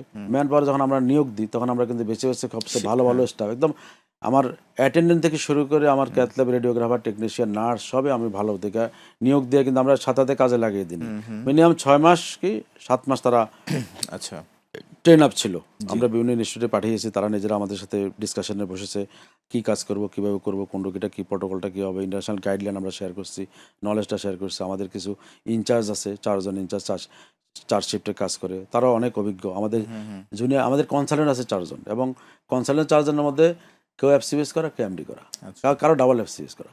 তাছাড়া আমি ওদের টিমের নেতৃত্ব দিই। আমার সাথে ওরা 4 জন ইনচার্জ, 4 জন, 8 জন, 9 জন। তারপরে আছে আমার এফসিবিএস ফাইনাল পার্টে যাচ্ছে বা এমডি ফাইনাল পার্টের স্টুডেন্ট আছে। আমরা ওদেরকে একটু ভালোভাবে রেখে আমরা দেখে নিয়োগ দিয়ে আমরা একটা টিমটা ডেভেলপ করেছি।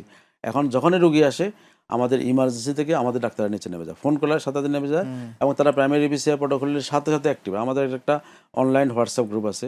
ধরেন একটা রুগী আপনি পাঠালেন, সেই রুগীটা প্রাইমারি বিসিআই করতে হবে, ওই রিসিভ করার সাথে সাথে আমাদের একটা মেসেজ যায়, অ্যাক্টিভেট প্রাইমারি বিসিআই প্রোটোকল। আচ্ছা। আজকে যার যেখানে ডিউটি আছে সে বুঝে গেছে মেসেজটা। আমাদের কাস্টমার কেয়ার একটা ডিপার্টমেন্ট, খুব ভালো ডিপার্টমেন্ট, তারাও বুঝে। আমাদের বিজনেস ডেভেলপমেন্ট ডিপার্টমেন্ট যেটা আছে তারাও বুঝে। তারা আবার পেশেন্ট যদি তাদের টাচে থাকে তারা আগে একটু কাউন্সেলিং করে ফেলে। তো এই হয় কি, এই রুগীগুলো সাথে রুগীগুলা কনসার্ন দিয়ে দ্রুত আমরা দ্রুত কাজ করি, এবং আমরা দ্রুত কাজ করি, আমাদের রুগীগুলো আমরা অয়েল ম্যানেজ করে ফেলি, এবং উইদাউট এনি কমপ্লিকেশন। আলহামদুলিল্লাহ আমরা এখন পর্যন্ত অনেকগুলো কেস করেছি, এবং যা আমাদের পত্রপত্রিকা মিডিয়াতে এগুলো এসেছে।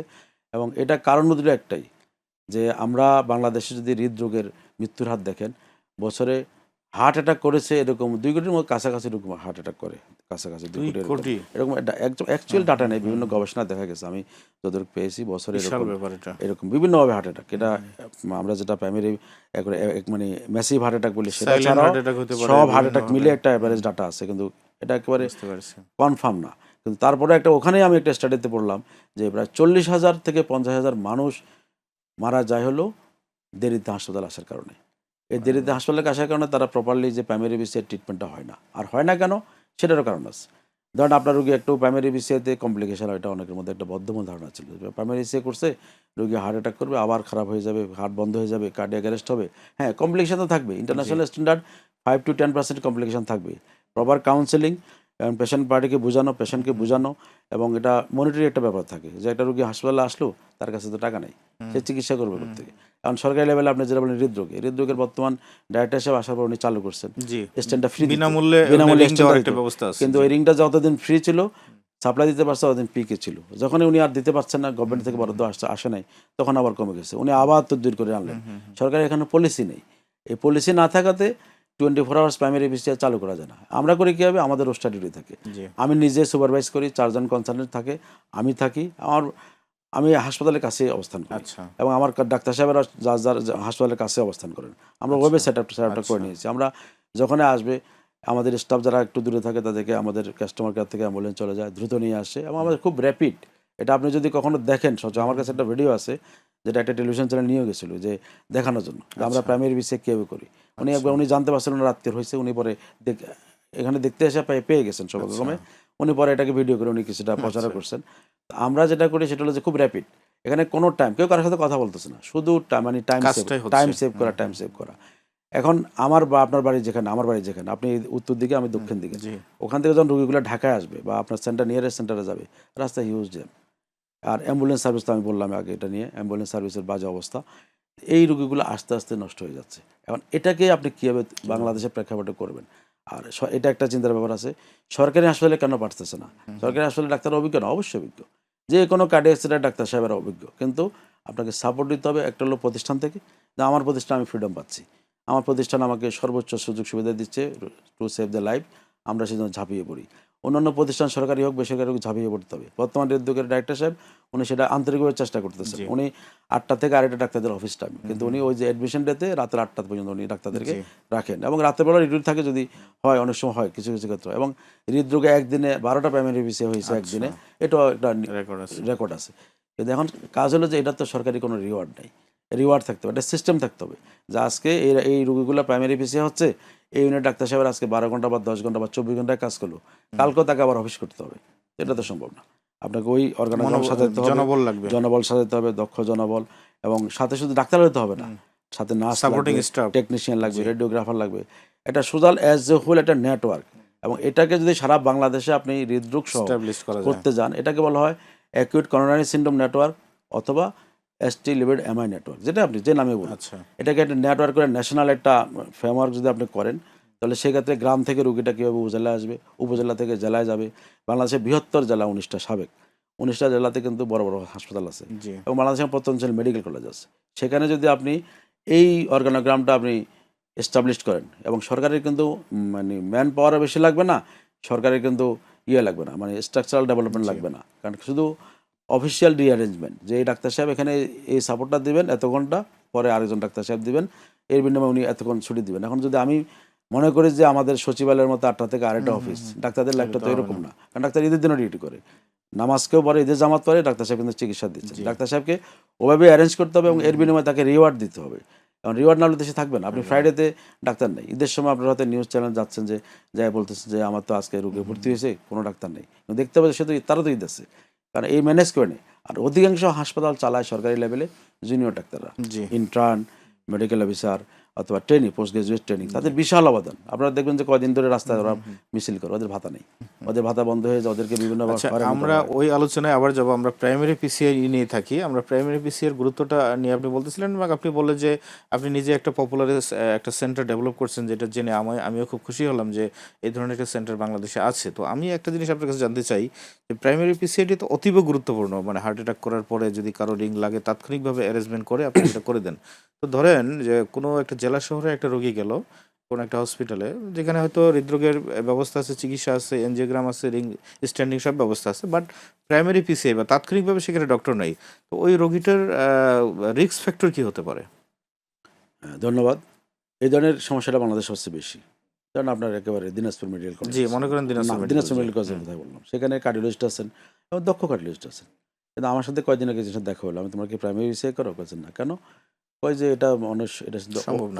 ওরিয়েন্টেড না, আর আমার সেই ম্যান পাওয়ার নেই। ৮টা থেকে আরেকটা অফিস, টেকনিশিয়ান থাকবে না, রেডিওগ্রাফার থাকবে না, আর থাকলেও ওইরকম মানের টেকনিশিয়ান ওখানে নাই। আর মানে শুধু তো এনজিওগ্রাম মেশিন থাকলে হবে না, না মেশিন চালানোর মতো লোক থাকতে হবে, অ্যাক্সেসরিজও থাকতে হবে, যেগুলো দিয়ে আমরা প্রাইমারি বিষয়ে করি। ওই জিনিসগুলোর সরকারি লেভেলে বিভিন্ন প্রশাসনিক জটিলতার কারণে ডাক্তারদের ইচ্ছা থাকলেও কিন্তু হয় না। তো এই জন্য ওই রোগীগুলোকে হয় কি, আপনি যেটা বললেন যে রোগীটা আনট্রিটেড হয়ে গেল, প্রাইমারি রিসার্চ প্রোটোকলে সে মেনটেন করে আসছে, টাইমলি আসছে, কিন্তু হলো না, হ্যাঁ এর হার্ট ফেলিয়ার ডেভেলপ করবে, হার্ট একটা কার্ডিয়াক অ্যারেস্ট হবে, হার্ট বন্ধ হতে পারে এবং রোগী মারা যেতে পারে। তার মানে হসপিটালে ভর্তি হওয়ার পরেও সেই রোগীটা ঝুঁকির মধ্যেই থেকে গেল, হ্যাঁ অবশ্যই থেকে গেল। থেকে গেল, এবং সে যদি ট্রিটমেন্টও থাকে, থ্রোম্বোলাইসিস হয়, তারপরে কিন্তু থ্রোম্বোলাইসিস তো আর পুরোপুরি সাকসেস হয় না, যে আপনার ভেসেলটা খুলে দিল না ফ্লোরি এস্টাবলিশ, এরকম না। থ্রোম্বোলাইসিস থ্রোম্বোলাইসিস সবচেয়ে বেশি বাংলাদেশে, কারণ আমরা যে গাইডলাইন বেস যে ট্রিটমেন্ট আমরা সেটা করি না, আমরা থ্রোম্বোলাইসিস করি স্টেটোকাইনেজ দিয়ে। তো স্টেটোকাইনেজের সাকসেস রেট আর আমাদের টেনেটিবিলিটির সাকসেস রেট তো অনেক পার্থক্য আছে। তারপরে ধরেন এটার আপনি দিলেন একটা স্টেটোকাইনেজ দিলেন, এটাও তো একটু সাইড এফেক্ট আছে। তো সাইড এফেক্ট থাকার বলে কি হয়, একটা রোগী যখন খারাপ হয়, দেখা গেছে হাসপাতালে হাউকাও চিল্লাচিল্লি, রোগী ভাঙচুর, ডাক্তারকে মারতে যাওয়া, স্টাফদেরকে ধাওয়া দেওয়া, এই ধরনের সিচুয়েশনগুলো যখন অ্যারাইজ করে, ডাক্তারদের আন্তরিকতা থাকা সত্ত্বেও এই ঝামেলাটা কেউ মাথা নিতে চায় না, ঝুঁকিপূর্ণ একটা বিষয় থাকে তখন। বিষয়। হার্ট অ্যাটাক করার পরে আপনারা এনজিওগ্রাম করেন রোগীকে, ক্যাথল্যাবে নিয়ে যেটা করতে হয়, ক্যাথল্যাব সেট আপে নিয়ে আপনারা এনজিওগ্রাম করেন। এই এনজিওগ্রামটা কি, এটা সম্পর্কে একটু জানতে চাই। মানে মানুষের দ- মানুষ আমরা শুনি, আমরা সবাই জানি যে এনজিওগ্রাম, আসলে এনজিওগ্রাম জিনিসটা কি একটু ডিটেলস যদি বলতেন। ধন্যবাদ, এটা একটা সুন্দর কোশ্চেন করছেন এবং এটা সবারই জানা উচিত। বেসিক্যালি আমাদের কাছে যখন রুগী আসে, আমরা যখন এনজিওগ্রাম অ্যাডভাইস করি, তখন রুগীরা কিন্তু অনেক ভ্রু কুঁচকে ফেলে এবং কেউ ভয় পেয়ে যায়, ভয় পেয়ে যায়। কেউ অনেক কোশ্চেন করেন আসলে কি এনজিওগ্রাম। মানে এনজিওগ্রাম বেসিক্যালি যে আমাদের এটা তো যে কোনো চিকিৎসা না, এটা একটা এটা এটা প্রসিডিওর। এটা এটা জাস্ট একটা আমাদের এক্সরের মতো। প্রসিডিওর, আমরা যখন লাংসের জন্য এক্সরে করি, বুকে যখন এক্সরে করি, মানে রোগটা আমাদের নির্ণয়ের আগের আমাদের চিকিৎসা। জি। আমাদের যে করোনারি ধমনীতে ব্লক আছে কিনা সেটা নির্ণয় করার জন্য একটা গ্রাফি মানে ছবি নেওয়া। তো এই ছবিটা আমরা কীভাবে নিই, এটা একটা মিনিমাল ইনভেসিভ। এখনকার যুগে তো আরও আধুনিক যুগ। আমাদের বেসিক্যালি আমার সেন্টার পপুলার কার্ডিয়াক সেন্টারে আমরা শতভাগ রোগীকে রেডিয়াল আটারি দিয়ে করি, রেডিয়াল হাতে করি, এবং এটা ছোট্ট একটা ক্যানুলা দিয়ে লোকাল দিয়ে দেওয়া হয়। এতে রিস্ক ফ্যাক্টরও কম, হ্যাঁ, আমরা সময় একটা কম করে লাগে। দিই আর কিছু কিছু রোগীর ক্ষেত্রে হ্যাঁ ফিমোরাল করতে হয়, Femoral করতে ফিমোরালে হয়। করতে হয়। এখন এটা হলো লোকাল দেওয়া হয়, আর ছোট্ট একটা ক্যাথেটার পাস করা হয় এবং ছবি তুলে নেওয়া হয়। আর বেসিক্যালি এখানে যে ক্যানুলা করি আমরা, আর হাতে তো একটা ক্যানুলা থাকে সব জি, রোগীদের একটা জি, ইমার্জেন্সি জি। ইয়ের জন্য। আপনি যখন প্লেনে ওঠেন আপনি সিট বেল্ট বাঁধেন, তো আমরা সেখানে এনজিওগ্রাম করার সময় আমরা কিন্তু ওই সিট বেল্ট সিস্টেমটা আমাদের আছে, প্রত্যেকটা প্রতিষ্ঠানে এটা মেনটেন করে আচ্ছা। যে রোগীর প্রেশার কেমন, পালস কেমন রোগীর। এর আগে এনজিওগ্রাম করলে তো হয় না, ভর্তি হয় যখন রোগীকে আমরা কিছু প্যারামিটারগুলো দেখতে হয়। প্যারামিটারগুলো দেখে দিই, তার কিডনি ফাংশন আছে কিনা, সুগার কী অবস্থা, এক্সরে করি, ইসিজি করা হয়, ইকো করা হয়, সব কিছু দেখে মানে কিছু ভাইরাল মার্কার করা হয়, কন্টামিনেটেড ডিজিজ আছে কিনা সেগুলো দেখা হয়। দেখার পরে আমরা রোগীগুলোকে যখন নিয়ে যাই, রেডিয়াল অ্যানজিওগ্রাম তো বেসিক্যালি এখন হলো যে একদম আউটডোর বেসিসের মতো হয়, যে রোগীরা ভর্তি হয়, ভর্তি হওয়ার পরে আমরা রিপোর্ট আসলে রোগীর ফিটনেস যখন আমাদের কনসালটেন্ট দেখে দিয়েছে ফিটনেস, আমরা দেখে দিই। ফিটনেস বলতে কি, রোগীর অন্য কোনো ফেলিওর আছে কিনা বা কোমরবিডিটি আছে কিনা এগুলো দেখা হয়। অ্যানজিওগ্রাম জাস্ট 10 মিনিট একটা ব্যাপার, 10 আচ্ছা। থেকে 20 মিনিট একটা ব্যাপার। এটা একটা চিকন যায়, ক্যাথেটার চিকন যায়, একটা কি ক্যাথেটার যায়, একটা ইয়ের একটা মতো ক্যাথেটার যায়, catheter, ওয়্যার গাইড দিয়ে তারের। ক্যাথেটারটা যায়, তারটা যায় না, তারটা হলো এনজিওপ্লাস্টিতে যায়। এটা ওয়্যার গাইড দিয়ে আমরা একটা বসাই, আচ্ছা, ক্যামেরার। বসাই।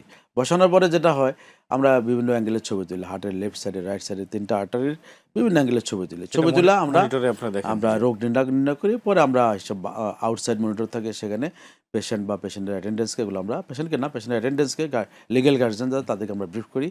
এই ফাইন্ডিংস, কারো নর্মাল ফাইন্ডিংস আসে, কারো সিঙ্গেল ভেসেল আসে, মানে সিঙ্গেল ভেসেলে একটা রক্তনালীতে ব্লক, কারো 2টা রক্তনালীতে ব্লক, কারো 3টা রক্তনালীতে কারো ব্লক, মেইন আর্টারি, কারো লেট মেন যেটা বলি সেখানে ব্লক, কোনটার মেডিকেল ম্যানেজমেন্ট হবে, কোনটার এই স্ট্যান্ডিং করতে হবে, কোনটার সিবিজি লাগবে, এগুলো আমরা নির্ণয় করে পুরো সিনারিটা আপনারা পাচ্ছেন। সিনারিটা পাচ্ছি। জি। এটা আসলে ভীতির কোনো কারণ নাই, কোনো চিকিৎসাই মানে ঝুঁকিমুক্ত না। এটা তো অপারেশন কিছু না, এটা অপারেশনও না, এখানে অজ্ঞান করা হয় না, রোগী নিজে চোখে দেখে। এবং রেডিয়াল অ্যানজিওগ্রামের পরে রোগী, অ্যানজিওগ্রামের 2 ঘন্টা পরে রোগী, অধিকাংশ রোগী স্বেচ্ছায় চলে যায়, যারা বুঝে যে আমি বাসায় চলে যাবো, তার এটা 2 ঘন্টা পরে 3 ঘন্টা পরে সে তার ডিসচার্জ এসে বাসায় চলে যাচ্ছে, জাস্ট একটা সুজ ফোটানোর জন্য যতটুকু। এখন আপনি যদি এই যে কোনো পরীক্ষা করেন, আমাদের যে বিভিন্ন ব্লাড নিতে গেলেও তো আমাকে সুজ ফোটাতে হচ্ছে। আপনি যে কোনো মানে পরীক্ষা নিরীক্ষা করেন, যা বেশি করে কিছু কোলোনোস্কোপি, এন্ডোস্কোপি করেন, ডাই দিতে হয়। তাদের তো কিছু প্রিপারেশন থাকে, সিটি এনজিওগ্রামে কিছু ডাই দিতে হয়, কিছু প্রিপারেশন থাকে, এটারও কিছু কিছু প্রিপারেশন থাকে। এটাকে অনেকে প্যানিক হয়ে যায় যে আমার এনজিওগ্রাম হবে, অনেকে একেবারে যাবে যে এত উচ্চস্বরে ভয় পায়, দোয়া পড়তে থাকে, আবার অনেক জায়গায় পেইন্ট হয়ে যায় যে আমার কি হচ্ছে, আসলে নট দ্যাট। এখানে রোগ নির্ণয় করা, পরবর্তী চিকিৎসায় কী হবে তার পদ্ধতিটা ঠিক করা, আচ্ছা, এটা হলো অ্যানজিওগ্রাফি। আমি একটা আবার বলি, এখানে রোগ নির্ণয় করা এবং রোগ নির্ণয়ের পরে চিকিৎসার ধাপটা কী হবে সেটা ঠিক করা হলো অ্যানজিওগ্রাফি। ডাইরেক্ট ভিজুয়ালেশন, কারণ আপনার ইসিজি করলেন, ইকো করলেন, আপনি একটা রোগ সম্বন্ধে ধারণা পেলেন, কিন্তু আপনার কনফার্ম কোথায়? Direct angiography. ডাইরেক্ট অ্যানজিওগ্রাফি ছাড়া ইভেন আপনি যদি সিটি অ্যানজিওগ্রামও করেন, আপনাকে করোনারি অ্যানজিওগ্রাম ডাইরেক্ট অ্যানজিওগ্রাফি করতে হবে, কারণ ডাইরেক্ট অ্যানজিওগ্রাফি ছাড়া আপনি কার্ডিয়াক চিকিৎসা নিতে পারবেন না। সিটি অ্যানজিওগ্রাম করে আপনি হয়তো কিছুটা আইডিয়া নেবেন, তো সেখানে তো আপনি একটা ক্যানুলা পড়ান, সেখানেও ডাই দেন, সেম জিনিস বেসিক্যালি, কাছাকাছি জিনিস। তো এই জন্য বেসিক্যালি অ্যানজিওগ্রামে ভয় পাওয়ার কোনো কারণ নাই। অ্যানজিওগ্রামটা একটা অনেকটাই নিরাপদ, অনেকটা নিরাপদ। অ্যানজিওগ্রাম করতে গিয়ে কোনো রোগীর দুর্ঘটনার শিকার হয়েছে এরকম রেকর্ড খুবই কম। হার্ট অ্যাটাক ছাড়াও ডাক্তাররা অনেক সময় রুটিন অ্যানজিওগ্রাম দেন, এটা কি দরকার আছে, মানে জীবনের কোনো একটা পর্যায়ে? সেটা হলো কি আমাদের, ধন্যবাদ এই কোশ্চেনটার জন্য। হার্ট অ্যাটাক আমরা বুঝি যে অ্যাকিউট করোনারি সিনড্রোম, যে হার্ট অ্যাটাক হয়ে গেছে, এটা হলো বুকে ব্যথা নিয়ে আসছে, কিন্তু এটা হলো ক্রনিক করোনারি সিনড্রোম। একটা রোগী ক্রনিক করোনারি সিনড্রোম তার বিভিন্নভাবে প্রেজেন্ট হয়ে আসে, হাঁটলে বুকে ব্যথা করে, থামলে কমে যায়, সিঁড়ি বাইতে পারে না, এগুলো বিভিন্ন ক্লাস 1 মানে ক্লাস 1, ক্লাস 2, ক্লাস 3 গ্রেডিং থাকে। তো এগুলো তো বেসিক্যালি তখন আমরা রুটিন অ্যানজিওগ্রাম বলি। এই রুটিন অ্যানজিওগ্রামটা তখন ঠিক আছে, উনি ইসিজি করলো, কিছু সমস্যা মনে হচ্ছে, ইকো করলো কিছু সমস্যা মনে হচ্ছে, সিমটম কম ওষুধ দিচ্ছে বা সিমটম বেশি ওষুধ দিচ্ছে, যাচ্ছে না, ঠিক আছে আমি একটু করোনারি একটা আর্টারি দেখে নিই, একটা angiogram অ্যানজিওগ্রাম করে করি, দেখি। তখন ইভ্যালুয়েশনটা হয়ে যায়। ইভ্যালুয়েশন হয়ে যায়, এগুলো ক্রনিক কেসের ক্ষেত্রে বেশি এভাবে। এবং ইভ্যালুয়েশন হওয়ার পরে তখন ডাক্তার সাহেবরা বলেন যে আপনি এখন হয় ওষুধ খান, নাহলে আপনি স্টেন্ডিং করেন, নাহলে আপনি বা আপনার বাইপাস লাগবে, বাইপাসে যান। এটা রেজাল্টটা ডিক্লেয়ার করা, যে ট্রিটমেন্টের রেজাল্ট এটা হবে, যে আপনি এই ট্রিটমেন্টে অপশানে ট্রিটমেন্টটা নেবেন, এটা জাস্ট একটা গাইডলাইন দেওয়া। সিটি এনজিওগ্রাম বলে একটা কথা আছে, আপনারা তো সাধারণত ফেমোরাল অ্যান্ড হাতে যে এনজিওগ্রাম করেন, হ্যাঁ, দুই ধরনের এনজিওগ্রাম। তো সিটি এনজিওগ্রামে কি আসলে ওরকম কোনো সিনারি পাওয়া যায় যে হার্টের কতটুকু ব্লক আছে? এটা অনেকের জন্য এনজিওগ্রাম, যারা সিটি এনজিওগ্রাম অনেক দেশে অনেক প্রোটোকলে করা হয়, ইন্টারন্যাশনাল গাইডলাইনে সিটি এনজিওগ্রামের কথা আছে, আচ্ছা, কিন্তু সিটি এনজিওগ্রামে আপনাকে কোনো মানে রিয়েল স্পেসিফিক সিনারিটা রিয়েল বোধহয় পাওয়া সিনারিও যায় না। দিবে না। আপনি সিটি এনজিওগ্রাম করলেন, বিশেষ করে আমার দেশ থেকে পার্শ্ববর্তী দেশে অনেক রোগী যায়, তো ওখানকার যাওয়ার সময় নাই, ডাক্তার সাহেব সিটি এনজিওগ্রাম করে দেয়, করে দিয়া কতকে দেখা গেছে আবার সিটি এনজিওগ্রামের সন্দেহগুলো যে আর্টারি আছে, পরে আবার ডাইরেক্ট এনজিওগ্রাম করাই দেয় ওখানে, অর্থাৎ স্টেডিংও করে দেয়, নাহলে আচ্ছা, রোগীর আচ্ছা। টাকা থাকে না, দেশে চলে আসে। এগুলো একটা প্রোটোকলে হয়, কিন্তু বেসিক্যালি হলো যে সিটি এনজিওগ্রাম কখনো স্পেসিফিক না। আপনি যদি আচ্ছা, এনজিওগ্রামে করবেন, ডাই নেবেন, আপনি ডাইরেক্ট এনজিওগ্রাম করাই উচিত। ডাইরেক্ট এনজিওগ্রাম ডাইরেক্ট করা উচিত। এনজিওগ্রাম করে আপনি আপনার ভিজুয়ালেশন দেখবেন, আসলে কতটুকু আছে, কি চিকিৎসা দিতে হবে, সেটা আপনি পরিপূর্ণ ধারণা পাবেন। এনজিওগ্রাম নিয়ে আমরা যে আলোচনা যেটা করছি, এখানে আরেকটা গুরুত্বপূর্ণ বিষয়, অনেকে মনে করে যে এনজিওগ্রাম করলে আমি রিং যদি পাওয়া যায়, মানে ব্লকেজ যদি পাওয়া যায়, আপনারা বলেন যে এখন রিং লাগাতে হবে, অনেকে মনে করে যে না এখন লাগাবো না, আমাদের টাকা পয়সা হোক, আমরা পরবর্তীতে রিং লাগাবো। এই ধরনের কেসগুলোর ক্ষেত্রে আপনারা কি করেন এবং আপনাদের পরামর্শটা কি? পরামর্শটা আপনি যেটা বলছেন সেটা আমরা ফেস করি, সত্যি কথা, যে তাদের পয়সা থাকে তারা করে ফেলে। আর কিছু লোক আছে ইন্ডিসিশন নেবে, যে এখানে কোনো ভুল রিপোর্ট মানে দেবে। এনজিওগ্রাম করার আগে তো আমার মনে হয় সব প্রস্তুতি নেই তার আসা উচিত রোগীটার, যেমন রিং এর দাম বা রিং লাগাবে এরকম প্রস্তুতি নেই তো এনজিওগ্রামের প্রিপারেশন নেওয়া উচিত। আপনারা তো এই সাজেশন দেন। হ্যাঁ, এটা এনজিওগ্রাম আসলে সব প্রিপারেশন, মেন্টাল প্রিপারেশন রাখা উচিত, যে আমার চিকিৎসাটা হয়তো নর্মাল হতে পারে, নাহলে আমার খারাপ রোগ হতে পারে, মানে ব্লক থাকতে জি, পারে, জি। আমার তো স্টেন ব্লক লাগতে হলে পারে, স্টেনিং করতে নাহলে হবে, আমার সেজন্য বাইপাস আমাকে দিতে হতে জি, পারে। জি। মেন্টাল প্রিপারেশন থাকা উচিত। কেন এখন যদি বলেন যে আপনি এনজিওগ্রাম করতে, যেমন আমি কিছু কিছু মানুষের কাছে শুনি যে ডাক্তার সাহেব বলছে এনজিওগ্রাম করতে আসবেন, রিংয়ের টাকাও নিয়ে আসেন। এটা আসলে ইথিক্স না। আচ্ছা, আপনি তো রোগ নির্ণয় করবেন। এখন রোগ নির্ণয় পরে যেটা হচ্ছে, ডাক্তার সাহেব এখন একটা রোগী দেখেন, লেফট অ্যান্টিরো ডিসেন্ডিং এলইডি বলি আমরা, সেখানে 99% একটা ব্লক আছে, জাস্ট ফ্লো হতে বন্ধ হয়ে যাবে। এখন এটাতে আপনি স্টেন্ডিং করতে হবে, এখন এটা রোগীর প্রিপারেশন নেই। এখন রুগীকে কাউন্সিলিং করা, তার টাকা পয়সার ব্যাপার থাকে, এগুলো সে দিতে পারবে কি না, প্রাইভেট সেন্টার হলে, সরকারি সেন্টার হলে তো খরচ একটু কম আসবে। এখন এগুলো ব্যাপারে সিদ্ধান্ত দেওয়া রুগী এবং রুগীর লোকজনের, একটু ব্রিফিং করা, কাউন্সিলিং করা, প্রপার কাউন্সিলিং একটা রুগীর লাইফ সেভ করতে পারে। আমি এনজিওগ্রাম করলাম, এসে বললেন যে আমার 3টা রিং লাগবে, রুগীকে সাথে ভালো মানে বুঝাই দিলাম না, সে তো রিং বসাবে না, তার সামর্থ্য থাকলে সে বসাবে না। জি, কারণ ব্যাপার হচ্ছে এখানে কাউন্সিলিং দরকার, আমি কেন চিকিৎসাটা করতে যাচ্ছি, এই চিকিৎসার আউটকাম কী হবে, এবং এটার ঝুঁকি কতটুকু, এটার আমি ঝুঁকি মুক্ত পরিবেশে কতটুকু রাখতে পারবো, এগুলো পুরোপুরি ব্যাখ্যা করা। এবং এর ফাইন্যান্স প্রাইভেট সেন্টার হলে একটা আপনি একেবারে সুন্দরভাবে স্টেপ বাই স্টেপ লিখে দেওয়া, গভর্নমেন্ট নির্ধারিত স্ট্যান্ডার্ড দাম এত, হাসপাতালে প্রসিডিউর চার্জ এত, এবং এটার কদিন থাকবেন, সব কিছু বুঝিয়ে দেওয়ার পরে পেশেন্ট যদি আগ্রহ প্রকাশ করে, তখনই আপনি পরবর্তী ধাপের চিকিৎসাতে যাবেন, আদারওয়াইজ দরকার নেই। কারণ ব্যাপার হচ্ছে যে সে তো এতদিন তো সে অ্যাকিউট অবস্থায় ছিল না, এখনও তার অ্যাকিউট যদি না হয়ে থাকে, তাকে সময় দেন, তবে সাবধান। আচ্ছা, সাবধান রুগীকে, কারণ যে রুগীটার খুব ক্রিটিক্যাল ব্লক আছে, তার লোকজন অ্যাটেন্ডেন্ট যারা আছে সবার সাথে কথা বলে রুগীটাকে প্রপারলি জি। চিকিৎসা এনশিওর করা, একজন ডাক্তার হিসেবে এটা খুবই নৈতিক দায়িত্ব। কারণ রুগীর চিকিৎসা করতে গিয়ে রুগী ক্ষতি করা যাবে না। আচ্ছা, আপনারা কিছু রোগীকে এনজিওগ্রাম একটু ডিলে করেন, অর্থাৎ হার্ট অ্যাটাক করলো, আপনারা কিছুদিন হসপিটালে রাখলেন, সপ্তাহখানিক বা 4-5 দিন থাকার পরে আপনারা বলেন যে 1 মাস পরে এসে এনজিওগ্রাম করেন। এটা কাদের ক্ষেত্রে? এটা হলো ধন্যবাদ এই প্রশ্নটি করার জন্য। এটা বেসিক্যালি আমরা সাধারণত করে থাকি, নন এসটিএমআই যদি রুগী হয়, স্টেবল হয়ে গেল, তাদেরকে একটা সময় দেওয়া হয়, অথবা এসটিএমআই যদি সে প্রাইমারি পিসিআই, অথবা সে রেস্কিউ পিসিআই, ফার্মাকোগনোসিস পিসিআই, এই জিনিস, মানে সরি, অ্যাকুইটের ক্ষেত্রে যদি আমরা দেখি যে প্রাইমারি পিসিআই, অথবা ফার্মাকোগনোসিস পিসিআই, অথবা রেস্কিউ পিসিআই, অথবা দেখা গেছে নন এসটির ক্ষেত্রে আর্লি ইনভেসিভ স্ট্র্যাটেজিক পিসিআই, এগুলো মানে লাগছে না, তাকে স্টেবল আছে, তখন তাকে বেসিক্যালি একটা সময় ফ্রেম দেওয়া হয়, যে কেউ 2 সপ্তাহ বলেন, কেউ 4 সপ্তাহ বলেন। আমাদের জাতীয় হৃদরোগ একটা ওয়াইডলি প্র্যাকটিস হলে 1 মাস পরে এসে 1 মাস পরে, জি। আপনি রুটিন এনজিওগ্রাম করবেন, করে তারপরে আপনি চিকিৎসা নেবেন। ওটা 1 মাস পরে কেন? তাৎক্ষণিক কেন ওটা নয়? বেসিক্যালি ওই সময় তার থ্রম্বাস, মাসল ড্যামেজ থাকে বোধহয় নাকি? 1 মাস পরে করা হয়, বেসিক্যালি যে গাইডলাইনে করা হয়, সরি আবার বলি, 1 মাস পরে বলা হয়, আসলে 1 মাস না, একটা টাইম ডিউরেশন বলে দেওয়া যায়, ধরে যে দেওয়া, পরে হ্যাঁ, এসে আপনি হ্যাঁ, করেন। হ্যাঁ, হ্যাঁ। এটার কারণটা হলো যে তার ওই সময় অ্যাটাক পরবর্তী যে বিভিন্ন বার্ডেন থাকে, থ্রোম্বাস বার্ডেন বা প্লেগ বার্ডেন থাকে, বা এগুলোকে স্টেবল করা এবং রোগীর ক্লিনিক্যাল কন্ডিশনটাকে ইমপ্রুভ করা, এগুলো করে এবং মেন্টাল একটা ব্যাপার থাকে, মেন্টাল প্রিপারেশন। এগুলো করে রোগীকে স্টেবল করে দেন আচ্ছা। করা। আর ওই সময় খেয়াল রাখতে হবে ওই সময়টা রোগীর জন্য খুব ট্রানজিশনাল পিরিয়ড। ওই সময়টা ওই সময় রোগী যেন কোনো ফেলিওর ডেভেলপ না করে, আদার্স কোনো সেকেন্ডারি ইনফেকশনে রোগী নিউমোনিয়া হয়ে গেলো, হার্ট ফেলিওর হয়ে গেলো বা এরিথমিয়া ডেভেলপ করলো, এগুলোর উপরে ডাক্তার সাহেবদেরকে এবং রোগীকে ডাক্তার সাহেবরা পরামর্শ দেবেন, রোগীর এগুলোর সম্বন্ধে খুব মানে অ্যাওয়ার থাকবেন। এখন আপনাকে ডাক্তার সাহেব বললো যে 1 মাস পরে এসে অ্যানজিওগ্রাম করান, আপনি নর্মাল বাড়িতে গিয়ে আগের যে কাজ করতেছিলেন সেটা করতেছিলেন, তাহলে আপনি তো আর একটা খারাপ অবস্থায় যাবেন। তো সো দ্যাট এগুলো সব বুঝে শুনে অ্যাডভাইসটা করা হয়। আচ্ছা, অ্যানজিওগ্রামের যে প্রসিডিওর আর স্টেন্টিং এর প্রসিডিওর বা রিং লাগানোর প্রসিডিওর কি একই প্রসিডিওর? প্রসিডিওর দুটার নাম ভিন্ন। একটা আচ্ছা। অ্যানজিওগ্রাম হলো আপনি ডাইরেক্ট ভিজুয়ালাইজেশন করলেন, জি। Angiography, angiogram. আর হলো যে অ্যানজিওপ্লাস্টি, ওটা আপনি মেরামত করলেন, এটাকে আচ্ছা। আপনি রিপেয়ার করলেন বা রিপেয়ার করলেন। স্ট্যান্ডিং করলেন, হুম, হুম। সেটা অ্যানজিওপ্লাস্টি। সেটা আপনি বেলুন দিয়ে করেন, ড্রাগ এখনকার যুগে যেটা আছে ড্রাগ কোটেড বেলুন, সেটা দিয়ে আমরা, Drug-coated balloon। অথবা আপনি স্ট্যান্ড দিয়ে করলেন, সেটা এটা হলো অ্যানজিওপ্লাস্টি বলা হয় টার্মটাকে। অ্যানজিওপ্লাস্টি মানে রিং বসানো, জি। স্ট্যান্ড প্রতিস্থাপন। না, আমি যেটা বলতে চাচ্ছিলাম যে একই সিটিং এ করা সম্ভব কিনা? একই সিটিংয়ে করা সবচেয়ে উত্তম পদ্ধতি। উত্তম পদ্ধতি, আমি কারণ সেটাই আপনি জানতে চাচ্ছি। একটা জিনিস হলো আপনি একটা ইনভেসিভ প্রসিডিউরে যাচ্ছেন, হয়তো দেখা গেছে আপনার ক্রিয়েটিনিন একটু বেশি, এই রোগীদের তো একটু ঝুঁকিপূর্ণ ইন্টারভেনশন, হ্যাঁ, হাত তারপরে দিতে ওখানে হয়। একটা ডাই ইউজ করলে একটা ডাই বোধহয় হ্যাঁ, ইউজ করা হয়, জিরো ক্রিয়েটিনিন কন্ট্যাক্ট লেভেলটা ডাই আরো 1, বেড়ে যায়। আমরা জি। কিছু ডাই ইউজ করি যেটাতে ক্রিয়েটিনিন বাড়তে পারে। এখন কিডনি সেভ করার জন্য যে ডাইটা আছে সেটা দিয়ে এখন করা হয়, এই জন্য কিডনিটা সেভ থাকে। তারপরেও বারবার এখানে যাওয়া এবং জি। এখানে নিয়ে খোঁচাখুচি করা বা এখানে স্ট্রেস নেওয়া, লাইফ থ্রেডিং। এটা লাইফ থ্রেটিং হয়ে যেতে পারে যে কোনো সময়। নিয়ম হলো যে অ্যানজিওগ্রাম আপনি করবেন, হুম। স্ট্যান্ডেবল ব্লক থাকলে অবশ্যই আপনি যদি আর্থিক সামর্থ্য থাকে, সব আচ্ছা। প্রাইভেটে, সরকারিতে যদি আপনার কিছুটা সামর্থ্য থাকে আপনি করে ফেলা উচিত। আচ্ছা। এটা কখনোই ঘরে আপনি সাপ নিয়ে ঘরে ঘুমাতে পারবেন না, আপনার মেন্টাল সমস্যা দেখা দেবে, হুম। কমপ্লিকেশন রাইজ করবে। আর সবচেয়ে বড় জিনিস হলো হসপিটালে যাওয়ার পরে রোগী মিসগাইডেড বেশি হয়। মিসগাইড বেশি হয়। মিসগাইড বেশি হয়, রোগী একসময় সিদ্ধান্ত নিতে হবে যে আমি কার কথা শুনবো। যে এক রোগী একরকম বলে, ওষুধ দোকানদার একটা বলে, ডাক্তার সাহেব একটা বলছে, ডাক্তার সাহেবের কথাটাকে আবার ভেরিফাই করে এই ডাক্তার সাহেব ঠিক আছে কিনা, আর ডাক্তার সাহেব কি বলে, এভাবে রোগীগুলার ডাক্তার বা বিভিন্ন দরজা দরজা ঘুরে ঘুরে রোগীগুলো আলটিমেটলি খারাপ হয়ে তার যায়। মানে যে রোগীটা অ্যানজিওগ্রাম করে বাসায় চলে গেল, সে তো আসলে কোনো ট্রিটমেন্ট পেলো না, জাস্ট একটা পরীক্ষা করে চলে গেল। পরীক্ষা করে চলে তো গেল। তার ফলে তার মানে হচ্ছে সে রিস্কের মধ্যে থেকে গেল।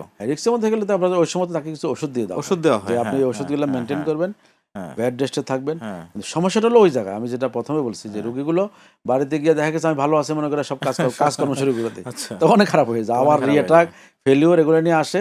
তো বাংলাদেশের রেসপেক্টে আমরা ইন্টারন্যাশনাল গাইডলাইন এই ক্ষেত্রে বেশি একটা ফলো করার থেকে উচিত হলো রোগীর সাথে সাথে চিকিৎসা করে দেওয়া। আচ্ছা। চিকিৎসা করলে তার লাইফটা সেভ হলো, কারণ সে দেখা যায় স্মোকও করছে, যে আমি তো রিং পরাবো, আর হ্যাঁ, এমনও রোগী আমার কাছে আসছে যে স্যার আজকে তো রিং পরাবেন, আমি একটা সিগারেট খেতে পারি। ওই হসপিটালেই সিগারেট খাচ্ছে এরকম ঘটনা ঘটে। আমার কাছে রিকোয়েস্ট করছে আমার এক পেশেন্ট, সে আমাকে যে একদম খুব করুণভাবে বলছে স্যার আজ সিগারেট খাবো না, লাস্ট সিগারেটটা আমি খেতে পারি। তারপর আমি কঠিনভাবে তাকে বলছে না পারবেন না। হুম। এখন সে হয়তো খাইছে আমি জানি না, কিন্তু বাট খেয়ে ফেলতে পারে, কত খেয়ে লোকে ফেলতে গিয়ে বা মানে আউটসাইড অফ হসপিটাল খেয়েও আসতে পারে, এরকম নোটিস আমাদের কাছে আসছে। আমার এখানে না, আমি যখন আগে অন্য জায়গায় কাজ জি, করতাম জি। আমি সেখানে দেখেছি। আমার এখানে আমি খুব স্ট্রিক্টলি মেনটেন করি আচ্ছা। যে আমাদের গাইডলাইন, ইন্টারন্যাশনাল গাইডলাইন প্লাস হলো যে ইথিক্স, এবং পেশেন্টকেও পেশেন্টের মানার এথিক্স, যে এইগুলো মানতে হবে। আপনি যদি এগুলো মেনে চলেন তাহলে আপনার চিকিৎসা আমরা করব। আমি আপনাকে ইনভাইট করবো যে একসময় আপনি কি আমার কাউন্সিলিংটা দেখবেন, যে আমি কাউন্সিলিংটা কীভাবে জি। করি। এই জন্য জি, এটা আমরা খুবই যেটা শেখার বিষয়। আমরা যেটা জানলাম যে অ্যানজিওগ্রাম আসলে ভয়ের কিছু নাই, যতটা ভয় করা হচ্ছে, তাই না? না, অ্যানজিওগ্রাম বেসিক্যালি অ্যানজিওগ্রামের ভয়ের কোনো জি, কারণ জি। নেই। আপনি জাস্ট মনে করবেন যে এন্ডোস্কোপি যেরকম একটা প্রসিডিউর, কোলোনোস্কোপি যেমন একটা প্রসিডিউর, এটা বললে গ্যাস্ট্রোএন্টারোলজিস্টের কাছে থেকে রোগী আরেক ডাক্তার কাছে চলে যায়। জাস্ট অ্যানজিওগ্রামও এরকম একটা প্রসিডিউর, ভয় পাওয়ার কোনো কারণ নেই। আপনি এখন বাংলাদেশে সব সেন্টারে নিরাপদ অ্যানজিওগ্রাম হয়, যে সেন্টারে হোক, এবং খুব আন্তরিকতার সহিত ডাক্তার সাহেবরা করেন। সুতরাং এটা নিয়ে ভয় পাওয়ার কোনো কারণ নেই। একটা রোগীকে আপনারা যখন স্ট্যান্ডিং করেন বা রিং পরান বা বেলুন লাগান, তার পরবর্তীতে তার আসলে করণীয়টা কি থাকে? মানে সে কি পুরোপুরি সুস্থ হয়ে যায়? ধন্যবাদ, এটা খুবই সুন্দর একটা কোশ্চেন করছেন। এটা সবার শোনা উচিত এবং জানা উচিত। জি। রিং বসানো হলো হচ্ছে মানে আপনি হার্টের যখন আমরা স্টেন্ট বলি, যে একটা প্রাইমারি পিসিআই হোক অথবা রুটিন পিসিআই হোক, জি। আপনি যখন স্টেন্ডিং করলেন, এটা হলো আপনি একটা নতুন জীবনের একটা ধাপে পা দিলেন। আচ্ছা। যে এখানে আপনি হার্টের মধ্যে নর্মাল হার্ট ছিল একসময়, সুস্থ সবল, আপনি খেলাধুলা করতেন, খুব ভালোভাবে চলতে পারতেন, হেভি ওয়ার্ক করতে পারতেন। এখন হার্ট অ্যাটাক করছে, আপনি স্ট্যান্ডিং করছেন, এখন আপনার রি-অ্যাটাক হতে পারে, আবার হার্ট ফেলিউর হতে পারে, অনেক কমপ্লিকেশন রাইজ করতে পারে। আপনি এই ক্ষেত্রে কী আপনার হলো এই যে রিং বসায় দিলেন, আপনি মনে করেন যে রিং বসাই ফেলছি, আমি আবার আগের মতো চলবো, সুযোগ নেই। আপনি একটা নতুন জীবনে যাবেন, সেটা প্রথম স্টেপ হলো স্টেন্টিং। সেকেন্ড স্টেপ হলো কার্ডিয়াক রিহ্যাবিলিটেশন, যা আমরা কার্ডিয়াক রিহ্যাব বলি। শুধু ধরেন একটা রুগীকে আপনি চিকিৎসা করলেন, এটা সমাধান না। রিহ্যাবটা ইম্পর্টেন্ট। রিহ্যাব না করলে রুগী খারাপ থাকবেই, খারাপ হয়ে যাবে, কারণ এখানে কতগুলো সমস্যা দেখা দেয়। এক নম্বর হলো যে রোগীর কিছু কিছু রোগীর ক্ষেত্রে দেখা গেছে মানে মানসিক একটা সমস্যা দেখা দেয়, যে আমার তো রিং পরাই ফেলছি, আমি তো আর জীবন শেষ, এই দুনিয়া তার বেঁচে থেকে লাভটা কি? ডিপ্রেশন তৈরি হয়, এবং এই ডিপ্রেশন তাকে অনেক গভীরে নিয়ে যায়। তারপরে কিছু হলো যে ওভার কনফিডেন্স হয়ে যায় কিছু কিছু রোগীর ক্ষেত্রে, আমি তো ভালো হয়ে গেছি, আমি তো ভালো হয়ে গেছি, ঠিক আছে। এবং আগে ধূমপাই ছিল, ধূমপান বন্ধ রাখছে ডাক্তারের পরামর্শে, তারপরে যখন কোনো সিমটম নাই আবার শুরু করলো সিগারেট। আবার আমি ভালো আছি, ওষুধ খাবো কেন? ওষুধ বন্ধ করে। আচ্ছা, এই জিনিসগুলো, এবং পরবর্তী স্ট্যান্ড লাগানো হয়েছে খুব ভালো সেন্টার থেকে, ভালো জায়গা থেকে, এবং খুব ভালো দামের কিন্তু বাংলাদেশের বিখ্যাত ডাক্তার লাগাইছে, বিখ্যাত লাগাইছে, কিন্তু আর ভালো স্ট্যান্ড কোম্পানির স্ট্যান্ড লাগাইছে, হ্যাঁ, এবং আমেরিকান স্ট্যান্ড লাগাই আসে। লাগাইছে। তারপরে দেখা গেছে রুগী স্ট্যান্ড বন্ধ নিয়ে চলে আসছে। এগুলো কতগুলো, এটা কার্ডিয়াক রিহ্যাব। কি এই রিহ্যাবে যেতে হবে? রিহ্যাব হলো কার্ডিওলজিস্টের কাছে, কার্ডিওলজিস্ট, এখানে সাইকোলজিস্ট থাকে, এখানে পুষ্টিবিদ থাকে, এখানে ডায়াবেটিস থাকে, ডায়াবেটোলজিস্ট থাকে, ফিজিওথেরাপিস্ট থাকে। এরা কম্বিনেশন করে একটা বেসিক্যালি ট্রিটমেন্ট প্রটোকল আমরা ফেলি। এটা আফটার স্টেন্টিং একটা ট্রিটমেন্ট প্রটোকল থাকবে। এটা কি লাইফ টাইম? এটা হলো কার্ডিয়াক রিহ্যাব। আর যদি আমার কাজ হবে রুগীকে কার্ডিয়াক স্ট্যাটাস দেখা, এবং রুগীকে ওই বিভিন্ন কোমরবিডিটি থাকে, ডায়াবেটিস, হাই প্রেশার, এগুলো সব কিছু দেখে রুগীর ওষুধগুলো অ্যাডজাস্ট করে দেওয়া, এবং নিয়মিত ফলো আপের জন্য অ্যাডভাইস করা। পুষ্টিবিদের কাছে যাবে, পুষ্টির জন্য নেবে যে তার ডায়েটটা কী হবে, কি খাবে না। ডায়াবেটিস থাকলে এন্ডোক্রাইনোলজিস্ট বা ডায়াবেটোলজিস্টের কাছে যাবেন, এটা এন্ডোক্রাইনোলজিস্টের কাছে যাবেন। আমি আসলে এই টার্মটা ইউজ করতে চাই, এটা ওনারা এটা দেখবেন, দেখে এন্ডোক্রাইনোলজিস্টরা বলে দিবেন যে ওনার ডায়াবেটিসটা কীভাবে কন্ট্রোল করতে হবে, কীভাবে ওনার ফলো আপে থাকতে হবে। সেটা পুষ্টিবিদের কাছে অনেক খাবার কীভাবে, ওনার বিএমআই কত রাখবে, ওনার ওজনটা কীভাবে নিয়ন্ত্রণ করবেন, খাদ্যাভ্যাস কীভাবে পরিবর্তন করবেন, সেটা রাখবেন। তারপরে সাইকোলজিস্টের কাছে সাইকোলজিস্ট যদি ডিপ্রেস হয়ে যায় অথবা প্যানিক হয়ে যায় বা কোনো ডিসঅর্ডার ডেভেলপ করে, কিছু কিছু ক্ষেত্রে আমরা পাই, উনি সেটার কাউন্সিলিং করবেন। প্রয়োজনীয় মেডিসিন দেওয়া হয় খুবই কম, কিন্তু কাউন্সিলিংটা করা হয়। আর যখন অনেকে নন এক্সেসিভ পেইন করে, এখন এই পেইনের জন্য দেখা গেছে অনেক সময় চেস্ট ফিজিওথেরাপির প্রয়োজন হয়, এই যে থেরাপিস্টেরও শরণাপন্ন হতে হয়। এগুলো প্রপারলি একটা টিম ওয়ার্ক। তো বাংলাদেশে তো হয় না। আমি চেষ্টা করি আমার চেম্বারে যে ঠিক আছে আপনি পুষ্টিবিদের কাছে যান, আপনি ডায়াবেটিস্টের কাছে যান, আর এই জিনিসগুলো আমি কাউন্সিলিং করে দিই, এবং পরবর্তী ফলো আপটা কবে আমি ফিক্সড করে দিই যে এমনি ইমার্জেন্সি আপনি এভাবে যোগাযোগ করবেন, আমি ফোনে পাচ্ছেন না, আপনি হাসপাতালের ইমার্জেন্সিতে আসবেন, আর রুটিন ভিজিট হলো আপনার এই টাইমটা। আর দেখা গেছে যে আমি একটা রোগীকে বললাম 2 মাস পরে আসতে, রোগী দেখে যে 1 বছরে আসেনি। এখন কী করছেন? ওষুধ বন্ধ স্যার, লেখা থাকে উপর দিয়া, এই ওষুধ খাচ্ছে, খায় না, গনে কোনটা খাবে, কোনটা খাবে না। এই জন্য stenting, bypass, bulb surgery, cardiac রোগীদের ফলো আপ নিয়মিত করাও দরকার, এবং নিয়মিত যখন আপনি যাবেন আপনার হার্টটা ভালো থাকবে, এবং ডাক্তার সাহেব তো আপনার সমস্যাগুলো শুনে বুঝতে পারবেন যে এই রোগীটাকে আমি এখন কী দেওয়া উচিত, কী দেওয়া উচিত না, কোন ওষুধটা আমি বন্ধ করবো, কোন ওষুধ রাখবো। কারণ কার্ডিয়াক ওষুধ সারা জীবনে খেতে হয়, কিন্তু কোনগুলো, সেটার একটা ব্যাপার থাকে। কিছু ওষুধ থাকে 1 বছর বন্ধ হয়, 6 মাস পরে বন্ধ হয়, কিছু ওষুধ থাকে লাইফ লং, এবং এগুলো মেনটেন করতে এই ওষুধগুলোর আবার সুদের পেছনে সাইড এফেক্ট থাকে, কিছু সাইড এফেক্ট থাকে। তো ওই সাইড এফেক্টগুলোকে তো ডাক্তার সাহেব এগুলো মিনিমাইজ করে দেন, ডাক্তার যেন না হয়। যেমন রোগীর ডায়াবেটিস আছে কিনা সেটার সাথে কিছু ব্যাপার থাকে, কিডনি রোগী থাকলে এক রকমের ওষুধ দিতে হয়, অ্যাজমা থাকলে এক রকমের চিন্তা করতে হয়, কিছু রেট লিমিটিং ওষুধ দিতে হয়, কিছু প্রেশার ওষুধ দিতে হয়, এগুলোর কিছু হিসাব আছে। তো এগুলোর জন্য আপনি যদি একবার রিং লাগাই আসছেন, ডাক্তার সাহেব বলেছে ভালো আছেন, ওষুধ কন্টিনিউ, দেখা গেছে 2 বছর 3 বছর নেই, পরে আসেন আরেকটা অ্যাটাক নিয়ে। এই জন্য ফার্দার হার্ট অ্যাটাক যেন না হয়, ওষুধ বন্ধ করা যাবে না। ওষুধ বন্ধ, 1 নম্বর প্রথম পরামর্শ হলো যে আপনি আপনার ডাক্তারের পরামর্শে চলবেন। উনি যে ওষুধটা যখন যেভাবে খেতে বলে সেভাবে খাবেন। নিজে কারো অন্য রোগীর কথায় কোনো ওষুধ দোকানদারের পরামর্শে আপনি ওষুধ বন্ধ করবেন না, এবং কার্ডিয়াক কোনো মেডিসিন, কোনো কার্ডিয়াক স্পেশালিস্ট ছাড়া অন্য কোনো স্পেশালিস্ট ডাক্তারের পরামর্শ আপনি বন্ধ করবেন না। আচ্ছা, এটা হলো একেবারে আপনার সাধারণ অসুখ হলেও আপনি আপনার মূল ডাক্তার যিনি ওনার পরামর্শ। আপনি যদি ধরেন আপনার জ্বর হলো, এখন আমরা ঢাকা শহরে জ্বরের মধ্যে ডেঙ্গুর প্রবণতা বেশি, কিন্তু রোগী দেখলে ইকোস্পিড খায়। এখন আপনি কার্ডিওলজিস্টের সাথে কথা বলবেন, জ্বরের জন্য যদি মেডিসিনের প্রফেসর সাহেব দেখায় থাকেন বা মেডিসিন স্পেশালিস্ট দেখান, তাহলে তাকে ওনাকে বলতে হবে যে আমি ওষুধটা খাই, কারণ এটা কী করবো। উনি সিদ্ধান্ত দেবে, উনি যদি সিদ্ধান্ত মনে করে যে কার্ডিওলজিস্টের কাছে দরকার, উনি কিন্তু রেফার করবেন। তো সো দ্যাট আপনি কোনো কিছু হাইড করবেন না, এবং নিজে সেলফ ওষুধ খাওয়া শুরু করবেন না, ওষুধ বন্ধ করে দেবেন না। এই জিনিসটা কার্ডিয়াক ইভেন্টে খুবই জরুরি, কারণ দেখা গেছে রোগীর প্রেশার কন্ট্রোল। কার্ডিয়াক হিস্ট্রি থাকলে তো সব ওষুধ খাওয়ানো যায় না, অনেক সময় একটা পেইন কিলার দিতে গেলেও চিন্তা ভাবনা করে দিতে হয় না, সব ওষুধ তো আপনি সবসময় খেতে পারবেন। তারপরে ধরেন রোগীর আপনার প্রেশার ভালো আছে, এটা তো প্রেশার তো হাইপারটেনসিভ, কারণ হাইপারটেনশনের ক্ষেত্রে হাইপারটেনসিভ পেশেন্ট হাইপারটেনশন ওষুধ অনেকদিন খাচ্ছে, হঠাৎ করে ওষুধ বন্ধ করে দিল, পরে দেখা গেছে এমআই হার্ট ফেলিয়ার নিয়ে চলে আসছে। স্টেন্টের রোগী, স্টেন্ডিং করা রোগী যদি ওষুধ না খায় তো কী হবে? স্টেন্ট বন্ধ হবে, তো আবার চলে আসলো, তারপরে আবার ফলো আপ কেন বলি, তার মানে ডাক্তারের স্টেনটাকে সচল রাখার জন্য ওষুধের একটা ভূমিকা আছে। ব্লাড থিনার বলি আমাদের আচ্ছা, সাধারণ blood মানুষ যেটা বলে thinner, ব্লাড জি, থিনার বা জি। আমরা অ্যান্টি প্লেটলেট বলি। হুম, এই ওষুধটা তো লাইফ লং খেতে হয়, সেক্ষেত্রে কোনটা খাবেন সেটা আমাদের কাছে ইন্টারন্যাশনাল গাইডলাইন আমরা ফলো করি, সেটা অনুসারে আমরা প্রেসক্রাইব করি। এবং কিছু কিছু ওষুধ আপনি শুনলে আশ্চর্য হয়ে যাবেন, বাংলাদেশে ক্লোপিডোগ্রাল গ্রুপের ওষুধ হুম, অধিকাংশ রোগীর ক্ষেত্রে কাজ করে না। এবং আমি আচ্ছা, নাইস গাইডলাইনে যখন আমি দেখলাম যে এই জিনিসটা ওরা রিকমেন্ড করছে যে এটা প্রেসক্রাইব করার আগে এটা জেনেটিক্যাল টেস্ট করে নাও, আমি এখন আমার সব রোগী করাই। কিন্তু এটা তো প্রচুর ইউজ হচ্ছে এই ওষুধ। ইউজ হচ্ছে কিন্তু দেখা গেছে যে বন্ধ হচ্ছে, আর রুগীরাও যায় 2-3 হাজার টাকা 4,000 টাকা দামে পরীক্ষা করতে চায় না অনেকেই। তারপরে ডাক্তার সাহেবেরা এগুলো অনেক সময় অ্যাভয়েড করে যায়, হুম, হুম, হুম। তো দেখা গেছে যে রুগীর সমস্যা হচ্ছে। এই জন্য এই রুগীগুলো ওষুধ করা, কারো অ্যাসপিরিনের সমস্যা আছে, কারো ক্লোপিডোগ্রালের সমস্যা আছে, এই ওষুধ আবার অন্য অন্য রোগের জন্য যে ডাক্তার সাহেবদেরকে দেখান, সেই ওষুধের সাথে একটা সাইড এফেক্টের ব্যাপার থাকে। অনেকে আবার গ্যাস্ট্রিক ওষুধ খান, তো গ্যাস্ট্রিক ওষুধ জি। খাইলে যে হার্টের ওষুধের ক্ষমতা কমে যায় কিছু কিছু ওষুধের ক্ষেত্রে, সেটা মিনিমাইজ করতে হয়। এই জন্য regular follow up, cardiac rehab, regular follow up must. আপনি আমার আপনার ডাক্তারকে ছেড়ে কোথাও যাবেন না, এখানে এটা হলো আমার main একটা পরামর্শ। একটা জানার বিষয় আছে, যেটা হচ্ছে যে আপনারা যখন স্ট্যান্ডিং করেন, ধরেন যে মেইন আর্টারিতে কারো ব্লকেজ, সেখানে আপনারা একটা রিং লাগা দিলেন কিন্তু বা দুটা রিং লাগা দিলেন, তো এটা কি সে যদি নিয়ম মেনটেন করে চলে তাহলে কি এটা কি লাইফ লং আর কোনো তার সমস্যা হবে না, এটা কি আমরা ধরে নিতে পারি? আরেকটা প্রশ্ন একই সঙ্গে আমি করতেছি, যেটা হচ্ছে যে 10 বছর পরে অনেক সময় দেখা যায় যে রিং লাগানোর পরে আবার তাকে অ্যানজিওগ্রাম করে রিং লাগানো হচ্ছে। আমার পরিচিত এক পেশেন্ট, সে আমেরিকা থেকে রিং লাগিয়ে নিয়ে আসছে এবং দেশে এসে সে লাইফ স্টাইল মেনটেন করে নাই, সিগারেট খাচ্ছে এবং সে তার যে দৈনন্দিন যে লাইফস্টাইল যেটা সেটা সঠিক ছিল না। সে 6 মাসের মাথায় আবার আমেরিকায় গিয়ে হার্ট অ্যাটাক করছে এবং ওখানে আবার তাকে স্ট্যান্ডিং করাতে হয়েছে। তো আমি জানতে চাচ্ছি যে এইটা কেন, মানে এটা কেন হয়? এই কেনটার মধ্যে আপনার কোশ্চেনের মধ্যে আনসারটাই আপনি বলে দিয়েছেন। বেসিক্যালি আচ্ছা, স্ট্যান্ডিং করলো, লাইফ স্টাইল ঠিক করে নাই। ঠিক হলো না। এখন আপনি যখন একবারে দুইটা মেইন আর্টারি, বাম পাশে দুইটা আর্টারিতে আপনি দুইটা স্ট্যান্ডিং করে দিলেন, রুগী ভালো আছে। এখন রুগী আপনি যেভাবে আপনাকে যে আপনি ডাক্তার, আপনি যেভাবে রুগীকে অ্যাডভাইস করলেন, রুগী কিছুই মানলো না, তো তার তো স্ট্যান্ড বন্ধ হবে, আবার নতুন করে অ্যাটাকও হতে পারে। তো এই জন্য প্লাক জমবে। হ্যাঁ জমতে পারে। এই জন্য কার্ডিয়াক রুগীদের ছুটি নাই। আমি সবসময় বলি এই পথ চলা যদি না হয় শেষ, এটা কখনোই পথ চলা শেষ হবে না, চলতে থাকবে, ফলো আপে থাকবেন।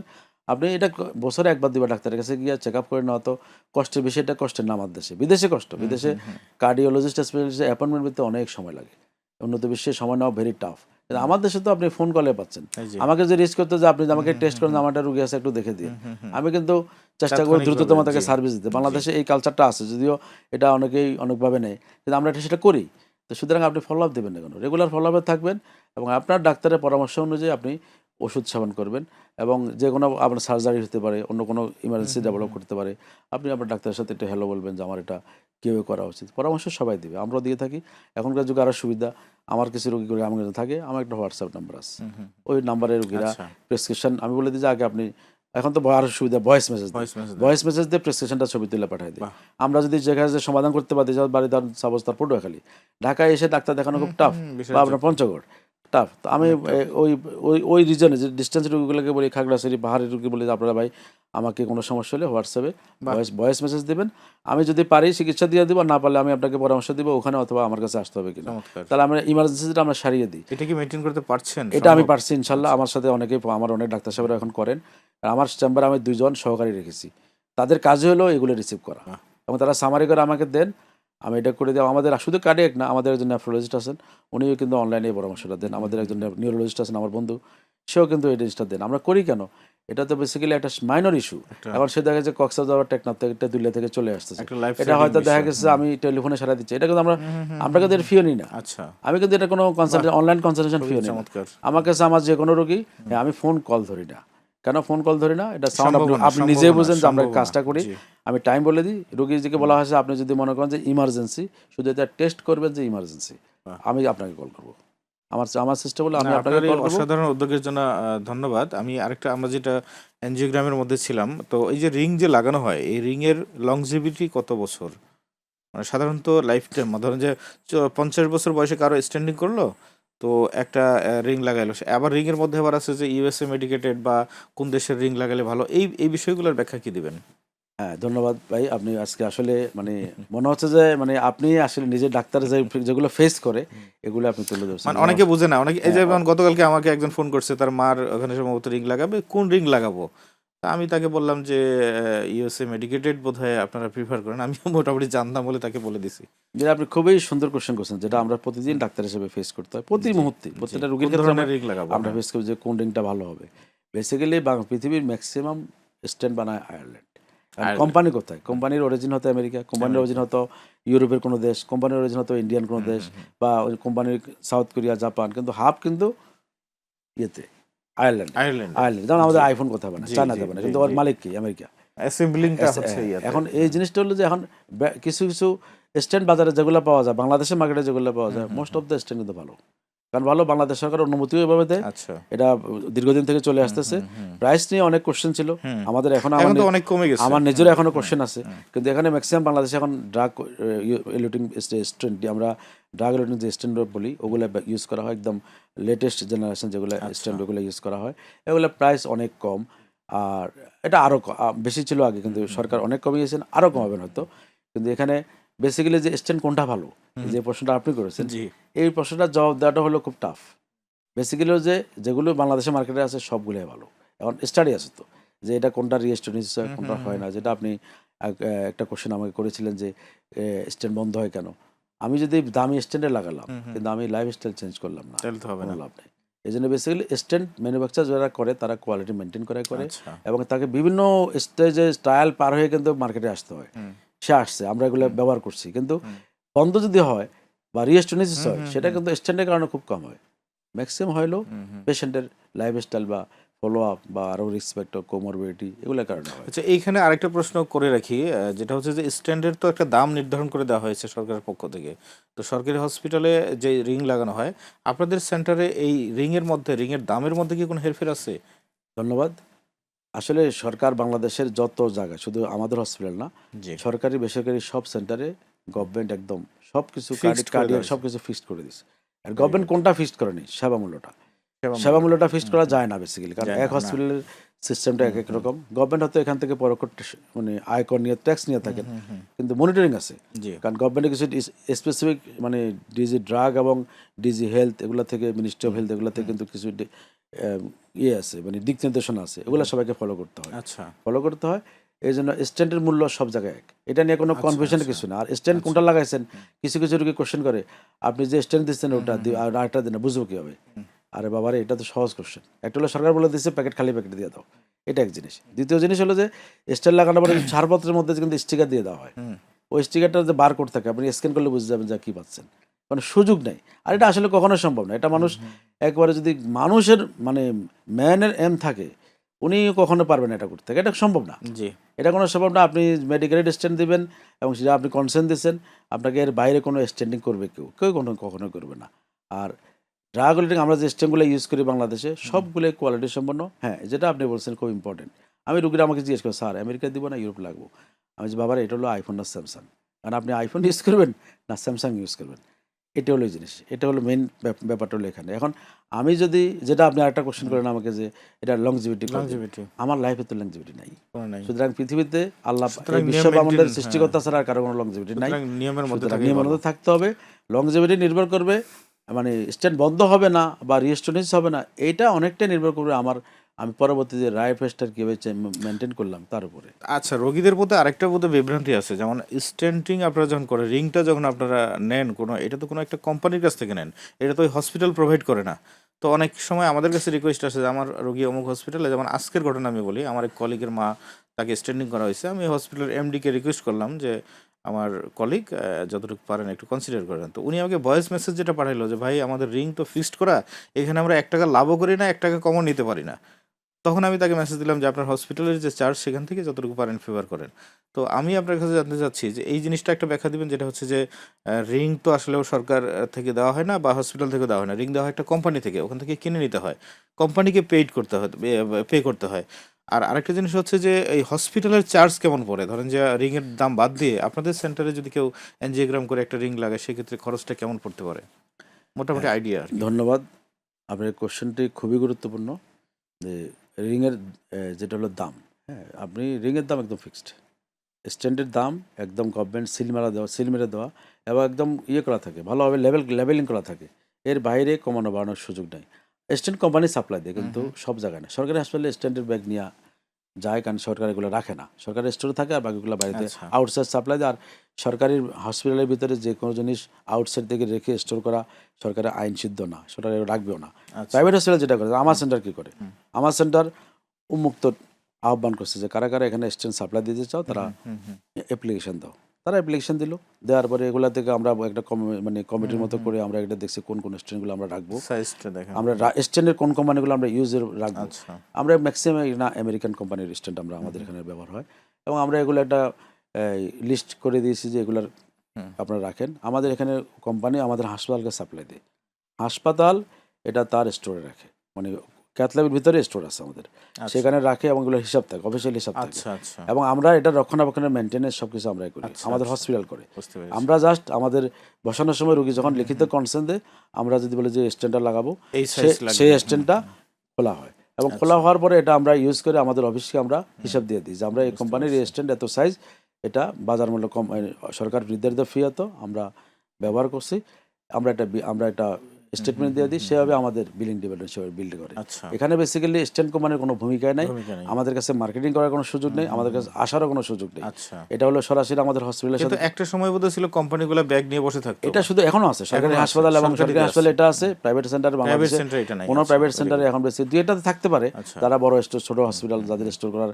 মানে সেরকম সিস্টেম নাই তারা রাখেন। আমাদের এখানে আর আমাদের আশেপাশে কয়েকটা সেন্টার আছে, এবং আপনাদের এখানে আশেপাশে অনেকগুলো সেন্টার আছে, অনেকে নিজেরা ইম্পোর্ট করে নিয়ে আসে। আচ্ছা, আরেকটা প্রশ্ন ছিল যে স্টেন্টের দাম বাদ দিয়ে মোটামুটি এই প্রসিডিউরে রিং লাগানো পর্যন্ত কিরকম খরচ হয়? এটা আরও একটা গুরুত্বপূর্ণ কোশ্চেন, কারণ এই প্রসিডিউরটা তো বেসিক্যালি নির্ভর করে কেন, যেমন সরকারি হাসপাতালে যখন আপনি করবেন একটা রোগীর স্ট্যান্ডিং করলে 20,000 টাকা খরচ হয় না স্ট্যান্ড বাদ দিয়ে। কেন? ওখানে তো ডাক্তার ফি নাই, এই ডাক্তারের ফি নাই, OT মেশিনারিজের কোনো খবর নাই, সমস্ত কিছু cath রাষ্ট্র lab এর দিচ্ছে। কোনো কিছু নাই। এখানে একটা মেশিনের দাম অনেক কোটি কোটি টাকা, টাকা। একটা মেশিনের দাম, মেশিনের পিছনে অনেকগুলো স্টাফের বেতন, মেশিন স্টাফের বেতন, অনেক খরচ, সব কিছু এটার মধ্যে পড়ে। এগুলোকে অ্যানালাইসিস করে একটা প্যাকেজ নির্ধারণ করা হয়, আচ্ছা। যে প্যাকেজগুলো সহনীয় মাত্রায় থাকে। আচ্ছা। আমাদের দেশে দেখবেন যদি আমরা ইন্টারন্যাশনাল স্ট্যান্ডার্ড মেনটেন করি তাহলে কিন্তু রোগীদের পক্ষে চিকিৎসা করা সম্ভব না, কারণ আমাদের গাইডলাইন অনুসারে একটা এনজিওগ্রাম করার পরে আপনি যখন স্ট্যান্ডিং করতে যাবেন এখানে আইব্যাস দিয়ে দেখতে হবে, আচ্ছা। আইব্যাস দিয়ে দেখতে পাবেন। আইব্যাস যেমন আমার লেটেস্ট আইব্যাস আছে বাংলাদেশে, ফার্স্টে আমরা এআই গাইডেড আইব্যাস ইউজ করি। কারো যে ক্যালসিভেলেশন থাকে তাদের রোটার ব্যাপার আছে, কারো আইবিএল এর ব্যাপার আছে, কারো আরো লেটেস্ট প্রযুক্তি আছে, এগুলোর ব্যাপার আছে, নাম বললাম না। না, আমি জাস্ট অনেকের এখন এগুলো যখন আপনি ইউজ করবেন জি। তখন খরচ কিন্তু বাড়বে, কারণ এগুলো প্রোভাইডার যারা প্রাইভেট সেন্টারের প্রতিষ্ঠান মালিকরা যেগুলো প্রোভাইড করতেছে, এই জন্য এখন পর্যন্ত আপনি কোয়ালিটি ট্রিটমেন্টটা পাচ্ছেন। এখন কথা হলো যে ব্যয় তো বেশি, ব্যয় বেশি কেন? আপনি এখন যদি বাংলাদেশ সিঙ্গাপুরের একটা স্ট্যান্ডের দাম কিন্তু বাংলাদেশের মতোই, মানে বেশি দাম না, $200-300, $400, $500 হতে পারে সিঙ্গাপুর ডলার, কিন্তু দেখা গেছে বাংলাদেশি টাকায় শুধু হসপিটালের স্ট্যান্ডিং খরচে আসে 25 লাখ টাকা। তো এখন এটা আপনি কেন যাচ্ছে? এটা কি একবার গোল বসায় দিচ্ছে? না, ওখানে অনেক কিছু গাইডলাইন অনুসারে মেনটেন করা হয়। আমরা আমাদের যেসব সেন্টারে দেখবেন যে হসপিটাল কস্ট বেশি, আপনাকে বুঝতে হবে যে আপনি এখানে এই কোয়ালিটিটা মেনটেন করতেছে। ধরুন মেশিনের খরচ তো বললাম, তারপরে অ্যাক্সেসরিজ যেটা ইউজ হয় এটা কি রিইউজ করছে না নতুন ইউজ করছে, একটা ফ্যাক্টর থাকে। কিছু কিছু প্রতিষ্ঠান যারা সেবা মূল্য কম দেখায়, কেন? তারা একটা রুগীকে রিইউজ করে, আবার এটাকে মানে ক্লিন করে আবার সাইড স্টোরেজ দিয়ে ইয়ে করে রিইউজ করে। কারা রিইউজ করবে না তাদেরকে চার্জ বাড়বে। তো এগুলো নিয়ে সব কিছু মিলিয়ে কিন্তু আপনাকে স্ট্যান্ডার্ড মেনটেন করে প্রত্যেকটা হসপিটাল তার নিজস্ব একটা প্যাকেজ। টেন্টেটিভ খরচটা কিরকম, মানে জাস্ট একটু আইডিয়া আর কি। আইডিয়া ধরেন একটা এনজিওগ্রামে একবারে ইন অ্যান এভারেজ যদি আপনি স্ট্যান্ডার্ড প্রোটোকল মেনটেন করে এনজিওগ্রাম করতে উইদাউট যান, রিং এর কথা আমি জানতে চাচ্ছি, মানে রিং ছাড়া যে আমি খরচটা এনজিওগ্রামটাকে বলি, একটা রোগী যদি এনজিওগ্রাম আপনি প্যাকেজে করেন প্রাইভেট হসপিটালে 25 প্লাস মাইনাস, এটা হলো একটা স্ট্যান্ডার্ড সেটআপ। এটা যদি কেন এখানে সব কিছু যদি আপনি একদম রিউজ না করে ইনটেক করেন, ঠিক আছে, এখানে যদি আপনি ইসিজি, ইকো সব কিছু, এক্সরে, ব্লাড টেগুলো সবগুলো করেন 24 ঘন্টা প্যাকেজে 25,000 টাকা। এখন ধরেন আপনি একটা রোগীর যদি এনজিওপ্লাস্টি করেন সিঙ্গেল ভেসেল ডিজিজ, সেটা একটা আর্টারিতে একটা রিং বসাবেন, এবং কোনো বেশি ক্রিটিক্যাল কেস না, সিম্পল কথা বললাম, সেটা ধরেন একটা রোগীর কোনো হসপিটালে শুরু হয় 1.5 লাখ টাকা দিয়ে, কোনো হসপিটালে আছে 80,000, কোনো হসপিটালে 1 লাখ টাকা। কেন? ওই যে স্ট্যান্ডার্ডাইজেশনের প্রকারভেদ, এই অ্যাক্সেসরিজ রিউজের ব্যাপার। এখন ডিসপোজেবল ইউজ করলে খরচ একটু বাড়বে, তো আমার এখানে শুরু হয় এভাবে দিয়ে, আমরা 1 লাখ টাকা থেকে আমাদের শুরু। এখন এরপরে যদি আপনি আইব্যাস ইউজ করেন, আইব্যাসের একটা খরচ যোগ হবে। এরপরে যদি আপনি কোনো রোগীর ক্ষেত্রে যদি আপনি ক্যালসিভেলেশনের টোটা ইউজ করেন, টোটার খরচ যোগ হবে। এগুলো মিলে ওইভাবে হয়, কিন্তু স্ট্যান্ডার্ড প্যাকেজ 1 লাখ থেকে শুরু হয়। কিছু কিছু সেন্টার থেকে 1 লাখ কম আছে, যারা রিউজ বেশি করে তারা পোষাইতে পারে, কেন? তাদের রিউজ বেশি করে, কারণ এখন একটা রোগীর এটা জীবনের ব্যাপার, আপনি রিউজ করবেন কিনা এটাও ইথিক্সের ব্যাপার। আমি বেসিক্যালি রিউজের পক্ষে না, কারণ কন্টামিনেটেড অনেক ডিজিজ থাকে, প্রপারলি স্টিলেশন মেনটেন হয় কিনা, বুঝতে পেরেছি। এটা দেখার ব্যাপার আছে। আপনারা যখন একটা রোগীর স্ট্যান্ডিং করেন বা হার্ট অ্যাটাক করার পরে বা কোনো রোগীর ব্লকেজের পরে আপনারা এনজিওগ্রাম করার পরে কিছু রোগীকে আপনারা স্ট্যান্ডিং করেন, আবার কিছু রোগীকে আপনারা বাইপাস সার্জারির জন্য পরামর্শ দেন। আমি জানতে চাচ্ছি যে কোন রোগীগুলোর স্ট্যান্ডিং এর জন্য প্রযোজ্য আর কোন রোগীগুলোকে আপনারা বাইপাস সার্জারি বা সিএবিজি করার জন্য বলেন? ধন্যবাদ। আমরা এনজিওগ্রাম করার পরে তো আমরা দেখি যে রোগীর ব্লক যখন নির্ণয় হয়, যে ব্লকের ধরন এই ধরনটা দেখি যে সে কোন কোন জায়গাতে ব্লকটা হলো, কয়টা ব্লক হলো, কয়টা মানে ক্যালসিফাইড লেশন আছে বা ইজি সহজ লেশন আছে বা জটিল লেশন আছে, লোকেশনটা কোথায়, এগুলো সব কিছু অ্যানালাইসিস করা হয়। জি এখন একটা রোগীর স্ট্যান্ডেবল যে তিনটা, সাধারণত বলা হয় যে তিনটার বেশি হলে আপনি বাইপাসে যাবেন, আচ্ছা, কিন্তু এটা সাধারণত মানে তিনটা ব্লক এটা হলে রেকর্ড দেখেন না, আমি হ্যাঁ, এটা আবার আসতেছি। হ্যাঁ, আমি শুরু করি আবার। ধন্যবাদ। অ্যানজিওগ্রাম করার পরে আমরা যখন ব্লকটা নির্ণয় হয় তখন আমরা এটা নিয়ে আমরা একটু চিন্তা করি যে এটা কোন কোন টাইপের ট্রিটমেন্টে যাবে, সে কি স্টেন্টে যাবে না বাইপাসে যাবে। মাল্টিভেসেল পিসিআই এটা একটা এখন ওয়াইডলি মানে প্র্যাকটিসিং একটা ইয়ে। এখন পিসিআইকে বেশি এনকারেজ করা হয়। এখন যদি দেখে যে রোগীর অন্য অন্য কোমরবিডিটি আছে, যে রোগীর যেন আনকন্ট্রোল ডায়াবেটিস থাকে, লাইফস্টাইল ভালো নয়, তারপরে রোগীর সিকিডি রোগী আসছে বা বিভিন্ন রকম কোমরবিডি থাকে, লেট পেনের ডিজিজ থাকে এবং সিভিয়ার লেট পেন ডিজিজ, যে স্ট্যান্ডিং করলে বেনিফিট নাও হতে পারে, তো ওইসব রোগীর ক্ষেত্রে বেসিক্যালি আমরা সিএবিজিতে পাঠাই। এখন সিএবিজি কখন ইন্টিগ্রেট, যে লেট পেন ডিজিজ হলো সাথে মাল্টিভেসেল হলো, এগুলো বেসিক্যালি ওই সময়ের রোগীর কী নিয়ে রোগীর অ্যানজিওগ্রাফি ফাইন্ডিংসটা কি তখন দেখে করা হয়। দেখা গেছে সিঙ্গেল একটা লেশন আছে কিন্তু সেটা বাইপাসে পাঠাই দেবে, সেটা তো না। আচ্ছা, এই জন্য এগুলো নিয়ে থিঙ্ক করতে হয় যে আমার গাইডলাইন কী বলে, আমি ফাইন্ডিংসটা কী পেলাম। তারপরে এটার মধ্যে একটা ইম্পর্টেন্ট জিনিস হলো যে রোগীর দেরিতে আসলো, হয়তো দেখা গেছে কিছু রোগীর আমি ট্রিপল বেসেল ডিজিজ পেলাম, একেবারে সিভিয়ার ডিজিজ, আবার দেখা গেছে এখানে কার্ডিওমায়োপ্যাথি হয়ে গেছে রোগীর, ইজেকশন কম। এখন সেখানে তো আমি স্ট্যান্ডও আমার জন্য ঝুঁকিপূর্ণ, রিংও ঝুঁকিপূর্ণ, আমি কোন আচ্ছা। দিকে যাবো, এগুলো ওই সময়ের ফাইন্ডিংসের উপরে মানে আমরা অ্যানালাইসিস করে সিদ্ধান্তটা দিই। তো সাধারণত দেখা যাচ্ছে যে স্ট্যান্ডটাও একটু ব্যয়বহুল, অনেক সময় মাল্টিভেসেল পিসে যখন 4টা 5টা স্ট্যান্ড লেগে যায়, তখন এর ক্ষেত্রে রোগীরা যদি বাইপাস যায়, বাইপাস করতে অনেকে ধরেন 3.5-4 লাখ টাকার মধ্যে এটা আচ্ছা, চিকিৎসা হয়ে যায়। আর ডায়াবেটিস থাকলে, লেটমেন্ট ডিজিজ থাকলে এগুলো চিন্তা করতে হয় যে রোগীটা বাইপাসে বেনিফিটেড থাকবে, ওইভাবে আমরা পরামর্শটা দিয়ে থাকি। মানে আপনার আলোচনা যেটা বোঝা গেল যে 3টা পর্যন্ত ব্লক থাকলে আপনারা স্ট্যান্ডিং এর পরামর্শ দেন।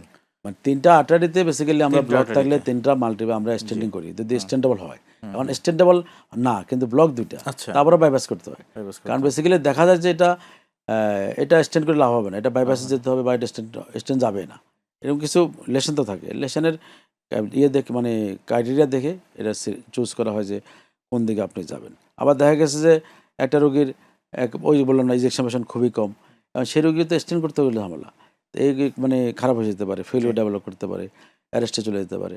তো এগুলো আসলে ওই তখনকার সব কিছু মানে angiography finding, ECG, echo analysis, comorbidity, diabetes, kidney আরও কোনো ইলনেস আছে কিনা, এগুলো দেখে সিদ্ধান্ত নেওয়া হয় যে আমার 3টে হয়ে গেলো, দেখা গেছে রোগী স্ট্রোকের রোগী, কারণ তাকে আমি পাঠিয়ে দিচ্ছি সিবির জন্য, হুম, সে তো এমনি স্ট্রোক করে দেখা গেছে একটা একঙ্গ জি, প্যারালাইসিস, সে তো আর জি। বাইপাসে যাবে না। তো এগুলো অ্যানালাইসিস একটা ব্যাপার থাকে, এটা হুম। একটা আমাদের গাইডলাইন আছে। ওই গাইডলাইনগুলো আমরা সবসময় বলি ইএসসি বা আহা গাইডলাইন, এগুলো ফলো করা হয়, ফলো করে রোগীকে অ্যাডভাইস করা হয়। এখন স্ট্যান্ডেবল হলে অবশ্যই স্ট্যান্ড, আর আচ্ছা। স্ট্যান্ডেবল না হলে এখানে ঝুঁকি নেওয়ার কোনো দরকার নেই। রোগীকে সঠিক পরামর্শ দেওয়া যে আপনি সিবিজি করে আসেন। বাইপাসের প্রতি সাধারণত মানুষের একটা ভীতি থাকে যে এটা জীবনের অনেক জটিল একটা অপারেশন। তো অনেক ক্ষেত্রে যেটা দেখা যায় যে আপনারা হয়তো সার্জনের কাছে পাঠিয়ে দিলেন কার্ডিয়াক সার্জনের কাছে যে বাইপাস করার জন্য। ওই রোগীটা বা রোগীর লোকজন তখন বিকল্প খুঁজে যে আমি অন্য কোনো ডাক্তারকে দেখাবো কিনা, আমার রিং লাগালে হবে কিনা, এই বিষয়টা নিয়ে কি এটা বলবেন? আমরা খুব কমনলি পাই, আচ্ছা। আসেন, অনেকে আসেন মানে বুক কাটতে চান না আসলে। হুম, বাইপাস সার্জারি তো সবাই ভয় পায়। হুম, আগে যেমন অ্যাপেন্ডিক্সিটমি এগুলো এখন ল্যাপারোস্কোপিভাবে হয়, জি, অ্যাপেটের ম্যাক্সিমাম সার্জারি হয়। এখন হার্টের ক্ষেত্রেও মিনিমাম ইনভেসিভ সার্জারি চালু হয়েছে, মানে এগুলো বা ঢাকা শহরে অনেক জায়গায় হচ্ছে খুব ভালোভাবে। তো বাইপাসকে ভয় পাওয়ার কোনো কারণ নেই। কারণ হ্যাঁ, নেই। ভয় থাকবে, যে কোনো সার্জিক্যাল না, আমাদের ইন্টারভেনশন প্রসিডিউর অলওয়েজ ঝুঁকিপূর্ণ। এই ঝুঁকিটা মাথা রেখে কাজ করে ডাক্তার সাহেবরা চিন্তা করেন যে আমি ঝুঁকি এড়াবো, এবং যে জন্য রোগীদেরকে কিন্তু অনেক টেস্ট করা হয় বাইপাসের আগে এবং এনজিওগ্রামের আগে বা রিং বসানোর আগে অনেক টেস্ট করা হয়, দেখা হয় তারা আদৌ কোনো মানে ঝামেলা আছে কিনা, থাকলে আমি কীভাবে এটা ম্যানেজ করব, জি, এটার প্রিপারেশান নিয়ে করা হয়। ভয় পাওয়ার কোনো কারণ নেই, কারণ কোমরবিডিটির উপর নির্ভর করবে আমি আমার আউটকামটা কী হবে। আরেকটা হলো যে আমি অনেকে যা বাইপাস করতে আসছে যে অনেক বছর হার্ট ওষুধ খেয়েছে, রিং বসাইছে, আবার রিং বন্ধ হয়েছে, আবার চিকিৎসা নিচে বন্ধ হয়েছে, পরে লাস্টে বাইপাসে গেছে। এখন তো বাইপাসে পরে আপনি খারাপ হয়ে যাবেন, কেন? আপনি তো লাইফস্টাইল ঠিক নেই। লাইফস্টাইল মেনটেন এই করা না, আপনি আমি যে প্রথমে বলছি যে আপনাকে স্ট্যান্ডিং, বাইপাস অথবা আপনি কার্ডিয়াক ভালভ সার্জারি যেটাই করেন, cardiac rehab must, lifestyle must. সেটা মেনটেন করলে আপনি রেজাল্টটা ভালো পাবেন, বাইপাস করলে ভালো হবেন, স্ট্যান্ডিং করলে ভালো হবেন।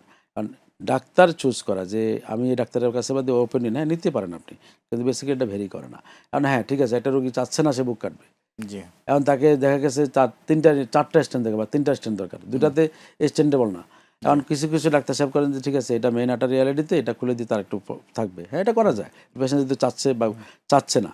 বাট ইথিক্স হলো তাকে সার্জনের কাছে নেওয়া, পাঠানো এবং সার্জন থেকে একটা মতামত নেওয়া। বাংলাদেশের চিকিৎসা ব্যবস্থা এখন অনেক উন্নত, হ্যাঁ, তো অনেকে চিকিৎসার জন্য আবার দেশের বাইরে যায়, বিশেষ করে কিছু কিছু রোগের ক্ষেত্রে তো অনেক বেশি। তো হৃদরোগের ক্ষেত্রে আপনি সেটা কার্ডিয়াক সিএবিজি বলেন বা রিং লাগানো স্ট্যান্ডিং বলেন, বিদেশে যাওয়ার কি কোনো প্রয়োজন আছে? বাংলাদেশের চিকিৎসা আসলে কতটা উন্নত হৃদরোগের ক্ষেত্রে? ধন্যবাদ।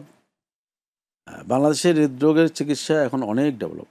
এটা আমাদের দেশে, এটা আমি নিজেও চিন্তা করি না কখনো যে হৃদরোগ এত বেশি অ্যাডভান্স, চিকিৎসা এত বেশি অ্যাডভান্স হবে। এবং শুরুটাও কিন্তু খুব বেশি দিন হয়নি। আমাদের শুরুও বেশি দিন না। এবং যে প্রাইমারি বিসির কথা শুনছেন সেটা কিন্তু যদিও 90 দশক থেকে শুরু হয়েছে, কিন্তু আমার দেশে কিন্তু চালু হয়েছে খুব কম কিন্তু মাস আকারে শুরু করেছি আমরা। তো এখন আমাদের দেখা দিকে অনেকে এগিয়ে আসছেন। এই জন্য বাংলাদেশের বাইপাস সার্জারি বলেন আর জন্মগত হার্টের চিকিৎসা বলেন, বাংলাদেশের আমাদের যে স্ট্যান্ডিং প্রাইমারি বিসি এগুলো সবগুলো up to the international standard. কারণ এখানে মানে বেসিক্যালি ডাক্তার সাহেবরা কী করে, যারা এই লাইনে কাজ করেন, ইন্টারভেনশন কার্ডিওলজিস্ট, কার্ডিয়াক সার্জন বা পেডিয়াট্রিক কার্ডিওলজিস্ট, সবাই কিন্তু রেগুলার পড়াশোনা, সবার সেমিনার এগুলোতে অংশগ্রহণ করেন এবং নলেজ শেয়ার করেন, দেশে হয় বিদেশে হয়, এবং চিকিৎসা খুব ভালোভাবে হচ্ছে। এবং আমি মনে করি বাংলাদেশের হৃদরোগের চিকিৎসার জন্য কোনো পেশেন্টের বাইরে যাওয়ার কোনো প্রয়োজন নাই।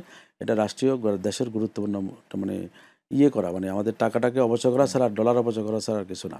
কারণ এখন ব্যাপার হলো কেন কেন যাচ্ছে, এটা হলো আস্থার সংকট। আস্থার সংকট। কারণ আমাদের করোনার সময় আমরা কিন্তু শিখিয়ে দিয়েছি যে আমাদের বাইরে যাওয়ার প্রয়োজন নেই, সুতরাং এখনও নাই। আমাদের যেটা ডাক্তার হিসেবে আমি যেটা মনে করি, আমাদের একটু ডেফিসিয়েন্সি ছিল, আমরা পেশেন্টকে তার ডিজায়ার মতো সময় কম দিই। এটা অভিযোগ আছে, এটা আমি নিজে লক্ষ্য করেছি। এই জিনিসটা আমাদের ডাক্তার হিসেবে অ্যাভয়েড করা উচিত। রোগীকে প্রপার কাউন্সেলিং, আমি আপনাকে সবসময় কাউন্সেলিংয়ের কথা বলি, যে কোনো রোগীকে বলি কাউন্সেলিংটা ভেরি ভেরি ইম্পর্টেন্ট। এবং গ্রাফিক্যাল কাউন্সেলিং, যে আপনি রোগীর অ্যানজিওগ্রাম করলেন বা ইসিজি করলেন, ইকো করলেন, আপনি পুরো ফাইলটা নিয়ে স্টাডি করে রোগীকে কখন বুঝিয়ে দিবেন। আপনি 2 মিনিট সময় দিন রোগীকে, বেশি না, 2-3 মিনিট 5 মিনিট সময় দিন, যে আপনার এই রিপোর্টে এই ছিল, আমি এই চিকিৎসা দিয়েছি, আপনি এভাবেই মেনটেন করে এভাবে চলবেন, পেশেন্ট কিন্তু স্যাটিসফাইড থাকবে। এখন হ্যাঁ কিছু রোগী যাবেনই, এবং যাবেন তারা যেতে সে ডিটারমাইন্ড আসছে এখন জীবন বাঁচানোর জন্য আমার সেন্টারে আসছে।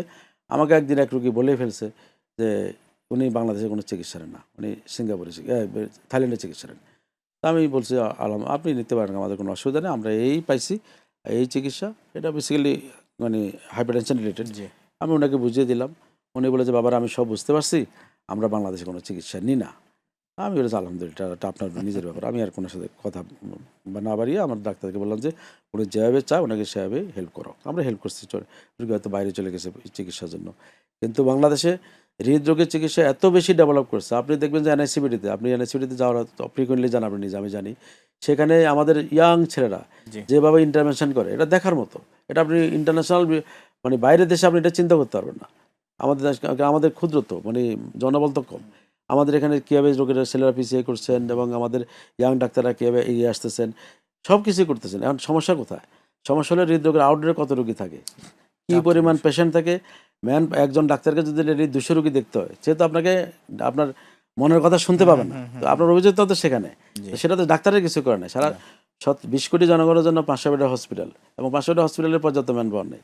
তো সেখানে আপনি কীভাবে আমার প্রতি স্যাটিসফাই হবেন? যে স্যাটিসফাই হচ্ছেন, আপনি তো প্রাইভেট সেন্টারে যান।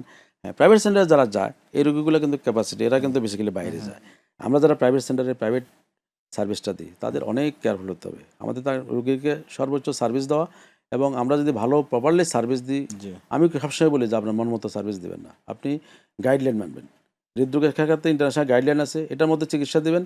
রোগীর লোক এবং আপনার কলিগও কেউ আপনার প্রতি ডিসস্যাটিসফাইড হবে না।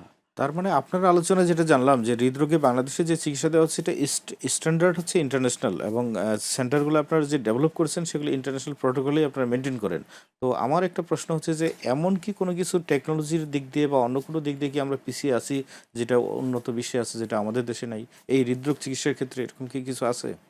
আমাদের দেশে আপনি একদম যথার্থ কোশ্চেন করছেন, আমরা অনেক কিছুতে পিছিয়ে আছি আচ্ছা, এখনো। আচ্ছা। আমার সেন্টারের কথা আমি বলি, আমার সেন্টারের পাশে এখানে আরও কয়েকটা এই গুলশান বারিদার দিকে কিছু হসপিটাল আছে, এটা কিন্তু ইন্টারন্যাশনাল স্ট্যান্ডার্ডের একদম সব লেভেলে পুরোটাই মেনটেন করে। মেনটেন করে। জি, আমার সেন্টার আমরা মেনটেন জি, করি, জি। কারণ যে শুধু অ্যানজিওগ্রাম মেশিনের তো আরও কিছু লাগছে, আরো কিছু বিষয় আরও থাকে। অনেক মেশিন আছে আপনার কাছে আছে কিনা, আপনি এখন তো এভিডেন্স বেস চিকিৎসার যুগ, এখানে আপনি আইবাস ইউজ করছেন কিনা, তারপর আপনার রোটা মেশিন আছে কিনা, এগুলো ব্যাপার আছে তো। জি। এখন এদের সবার সমান এক্সপেন্সিভ, এখন আপনার ঢাকা শহরে কয়টা সেন্টারে এই কয়টা সেন্টার এই সম্ভব? এই জিনিসগুলো আছে, এই যন্ত্রপাতিগুলো নাই। তো এগুলো যারা প্রাইভেট সেক্টর, যারা প্রাইভেট সার্ভিসটা মানে এটা ডেলিভারি দেন, এটা ওনাদের উচিত হবে লেটেস্ট টেকনোলজিগুলো অলওয়েজ নিয়ে আসা, কারণ আচ্ছা। এখন পৃথিবী অনেক এগিয়ে যাচ্ছে, এখন আপনি পিছনে যাওয়ার কোনো সুযোগ নাই। যদি দেশের রোগী দেশে রেখে চিকিৎসা করতে হয়, তাহলে আপনাকে ইন্টারন্যাশনাল স্ট্যান্ডার্ড অনুসারে আপনার ক্যাথল্যাব সাজাতে হবে, হৃদরোগ সিসিউ সাজাতে হবে, আপনার আইসিইউ সাজাতে হবে, এবং সেই ব্যাকআপটা আপনাকে দিতে হবে, তাহলে পেশেন্ট যাবে না বাইরে। অধ্যাপক ডাক্তার এ কে মহিউদ্দিন ভূঁইয়া মাসুম, আপনি দীর্ঘদিন থেকে হৃদরোগ নিয়ে চিকিৎসা করছেন, আপনার অভিজ্ঞতা অনেক, আপনি অনেকগুলো সেন্টারে কাজ করেছেন, সরকারি হসপিটাল থেকে বেসরকারিতে, এখন আপনি নিজেই একটা সেন্টার ডেভেলপ করেছেন। কিন্তু গ্রামাঞ্চলে দেখা যায় যে এই ধরনের সেন্টার নাই। তো রোগী জেলা শহরে বা ঢাকায় আনতে আনতে রোগী অর্ধেক রাস্তাতেই মারা যাচ্ছে। তো এই ক্ষেত্রে মানে এই নিরসন করবে, এই জটিলতাগুলো নিরসন করবে আপনার কি পরামর্শ থাকবে? মানে হৃদরোগের চিকিৎসাকে তৃণমূল পর্যায়ে পৌঁছানোর জন্য আসলে আপনার কি পরামর্শ? সুন্দর কোশ্চেন, এবং এটাই আমি এই ফিল্ডটা নিয়ে কাজ করছি। জি। যে আমার তো একটা ফিল্ড হলো, আমি 24 ঘন্টা প্রাইমারি পিসে বাংলাদেশে ফার্স্ট টাইম আমার সেন্টার, হুম। এবং আমার ডেডিকেটেড ম্যান পাওয়ার নিয়ে ঝাঁপিয়ে পড়ছি। কিন্তু আমি চিন্তা করি যারা আমার কাছে আসে নাই তাদের কী হবে। আমার গ্রামের কথাই বলি, হ্যাঁ, হ্যাঁ। আমার গ্রামে একটা রোগী হার্ট অ্যাটাক করলো, সে আর যাবে কোথাও? আমার উপজেলা হেলথ কমপ্লেক্সে ডাক্তার সাহেব আছেন। তো ডাক্তার সাহেব যদি আসেন, ডাক্তার সাহেবকে অ্যাভেলেবিলিটি থাকতে হবে, ডাক্তার সাহেবেরা থাকতে হবে সেখানে। তো থাকলে কি সেই যে উনি রোগী যাবেন, এখন কতক্ষণ থাকবেন? 8টা থেকে 2:30 থাকেন, এরপরে তা থাকেন না, থাকেন ইমার্জেন্সি মেডিকেল অফিসার, এবং ইমার্জেন্সি ডিপার্টমেন্ট আছে। এখন সরকার কিন্তু এগুলো খুব ভালো এনকারেজ করতেছে।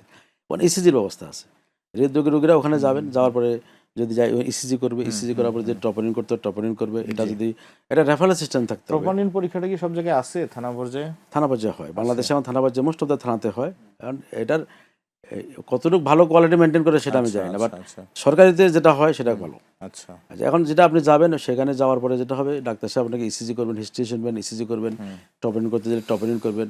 এখন এই জিনিসটা করার পরে রুগীটা কোথায় যাবে, এটা একটা বিশাল কোশ্চেন। জি, কিন্তু জি। রুগীটা বেসিক্যালি চলে যায় একটা প্রাইভেট অ্যাম্বুলেন্স নিয়ে, বিভিন্ন যেমন করে বিভিন্ন হসপিটালে চলে যান। হৃদরোগ সন্দেহ হলে মানে বিভিন্ন ছোট বড় ক্লিনিকে দূরে যেতে লাভ নেই, সেখানে কার্ডিয়াক সেবা আছে কিনা সেটা জানা রাইট। উচিত।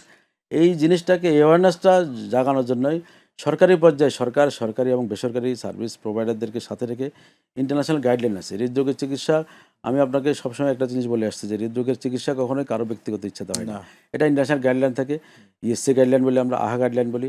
এই গাইডলাইনগুলো একটা রোগী কোন অবস্থায় কোন রোগীর চিকিৎসা কীভাবে হবে সারা পৃথিবীর জন্য প্রতি বছর একটা একটা জিনিস পাবলিশ করে, গাইডলাইন এক একটা ডিসিপ্লিনে চলে আসে, এবং অন্যান্য সাবজেক্টের এটা আছে।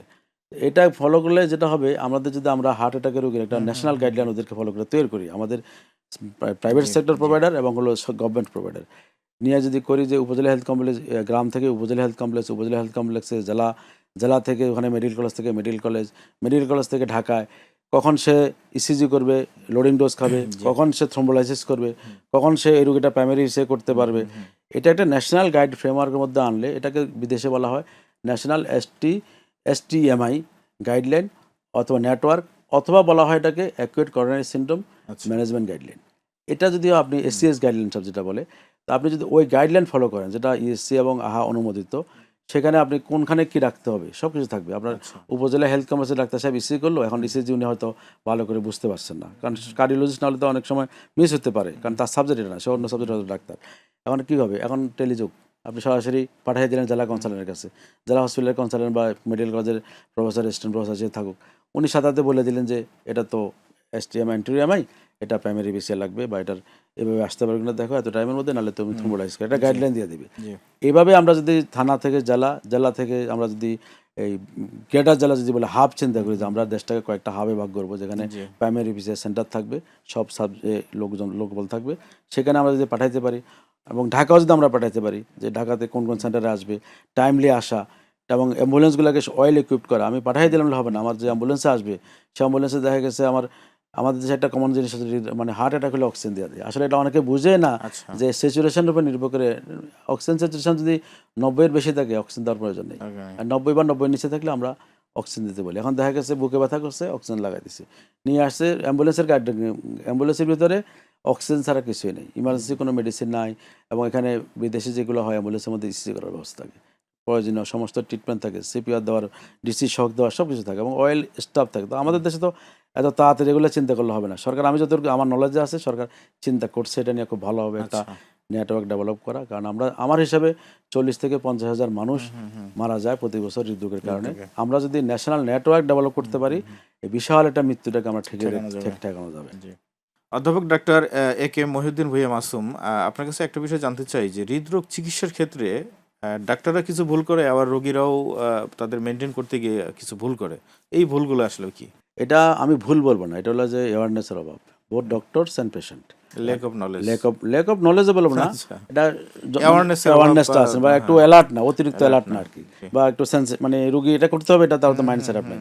এটা হলো যেটা রুগী যখন হার্ট অ্যাটাক করে, রুগী ভুল করে কোথায়, এটা মনে করছে গ্যাস্ট্রিকের ব্যথা বসে গেল, Gastric বসে রাতে হলো সকালে ডাক্তার কাছে যাবো, এটা বড় ভুল। গ্যাস্ট্রিক ওষুধ খেলাম, অপেক্ষা করি বেশ কমতে পারে, এই অপেক্ষাটা করা যাবে না। হার্ট অ্যাটাক সন্দেহ হয়েছে, আপনি দ্রুত চলে আসবেন, চিকিৎসা করতে হবে, কোনো এক্সক্লুড করতে হবে যে হার্ট অ্যাটাক কিনা।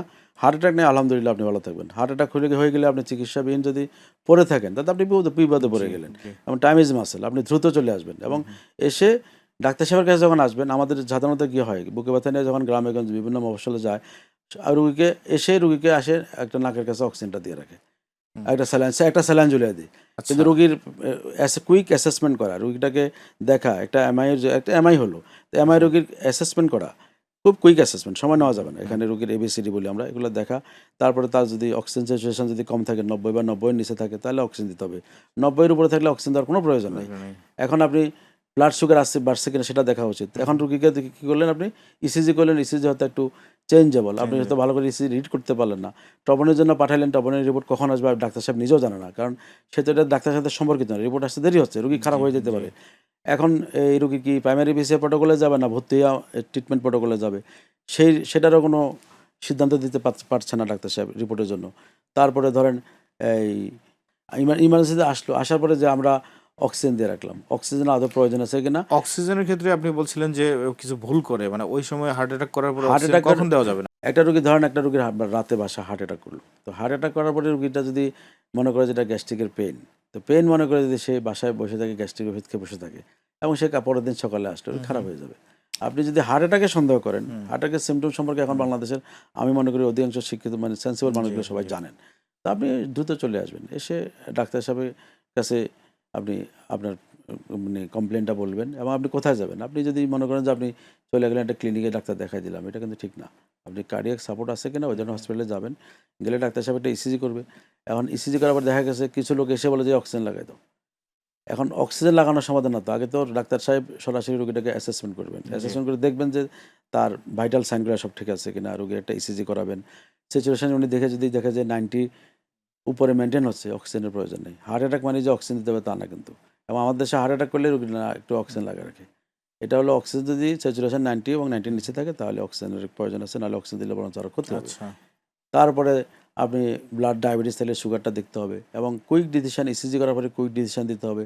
এখন আপনি এই যে রুগীকে পাঠিয়ে দিলেন, রেফার টু এনএসিবিডি, এনএসিবিডি লেখালেন, রুগীকে কিছু ওষুধ দিতে হবে, তো লোডিং ডোজ দিতে হবে, যেগুলো আমরা আলোচনা করি সবসময়, যে এই ওষুধগুলো জি। অ্যাসপিরিন, ক্লোবিডোগ্রাল, তাৎক্ষণিকভাবে দিতে তাৎক্ষণিক হবে। ওষুধ দিতে হবে, এবং রুগী রাস্তা থেকে ট্রান্সফার করার সময় রুগীর কোনো ক্ষতি হবে কিনা, এই জিনিসগুলো দরকার আছে। তার ইন্টারভিউ কোথাও অন্য কোনো সেন্টারে সে যাবে কিনা, এখন বা থ্রোম্বোলাইসিস করবে কিনা, এগুলো কিছু ব্যাপার থাকে, কিন্তু এই জিনিসগুলো গ্রামীণ লেভেলে কিন্তু হয় না। জি। এখন ঢাকা শহরে আমরা মানে আপ টু দ্য মার্ক সব জায়গায় হয়, মানুষও ওভাবেই অভ্যস্ত, কিন্তু গ্রামীণ লেভেলে এটা হয় না। এটা আমাদের একটা বড় ধরনের সমস্যা। আর ডাক্তারদের বেসিক্যালি যে জিনিসটা আমরা বলি যে ভুল না, এটা হলো যে কিছু জিনিস হলো যে আপনার রোগী খারাপ হয়েছে, আপনি অক্সিজেন দিলেন না কেন, এটা একটা প্রশ্ন অ্যারাইজ করে সোসাইটি থেকে। তখন ডাক্তার সাহেবরা না, এগুলো বেসিক্যালি ডাক্তাররা তো বলে না যে অক্সিজেন লাগাতে, আচ্ছা। কারণ এটা অভ্যাস হয়ে গেছে, আসলে অক্সিজেনটা লাগাতে। অক্সিজেন লাগাতে হবে। এই অভ্যাস থেকে দূরে থাকতে হবে। জাজ করা, অ্যাসেস করে রুগীকে লোডিং ডোজ দিয়ে আপনি পাঠান, প্রাইমারি ভিসার জন্য পাঠান, অন্য ট্রিটমেন্টের জন্য পাঠান, রোগীকে মানে মোটামুটি যেন মোটামুটি রেডি করে আর রেডি কি। করা, রোগী যেন যাওয়ার পথে সমস্যা না হয়। জি। এখন রোগীর প্রাইমারি ভিসার জন্য পাঠাচ্ছেন, ওখানে যায় পৌঁছতে পারো না 2 ঘন্টার মধ্যে, আপনি থ্রোম্বোলাইসিস করে দেবেন। থ্রোম্বোলাইসিস করতে সমস্যা কোথায়? থ্রোম্বোলাইসিসের ওষুধগুলোতে একটু সাইড এফেক্ট থাকে। জি। এখন দেখা গেছে আপনার রোগীকে আমি একটা স্টেটোকাইনেজ অ্যাডভাইস করলাম, রোগী একটা কমপ্লিকেশন অ্যাডভাইস করলো, এখন পেশেন্ট বাড়িতে মানে অ্যারোগেন্ট হয়ে গেলো, হসপিটাল ভেঙে ফেললো, ডাক্তার সাহেবকে হাত তুললো, এরকম ঘটনা বাংলাদেশে ঘটছে। হ্যাঁ, ঘটছে। এই জন্য দেখা গেছে কিছু কিছু ভালো ভালো জায়গা আমি অনেক যার খবরে জানি, পিওর এমআইয়ের রোগী ভয়ে ডাক্তার সাহেবরা রোগীর কাছে মানে হাত দিতে চায় না, এরকম এগুলো বলা ঠিক না। তারপর জি। আমি বলি কেন ভয় কিসের? ভয় কিসের হলো, এই যে বুঝার বল, আপনি রোগী খারাপ হয়ে গেছে অক্সিজেন দেন না কেন, ডাক্তার সাহেব অক্সিজেন দেন না কেন, তার কাছে ইন্ডিকেশন আছে আমি এত হলে অক্সিজেন দেবো, জি। এত নাহলে দিব না।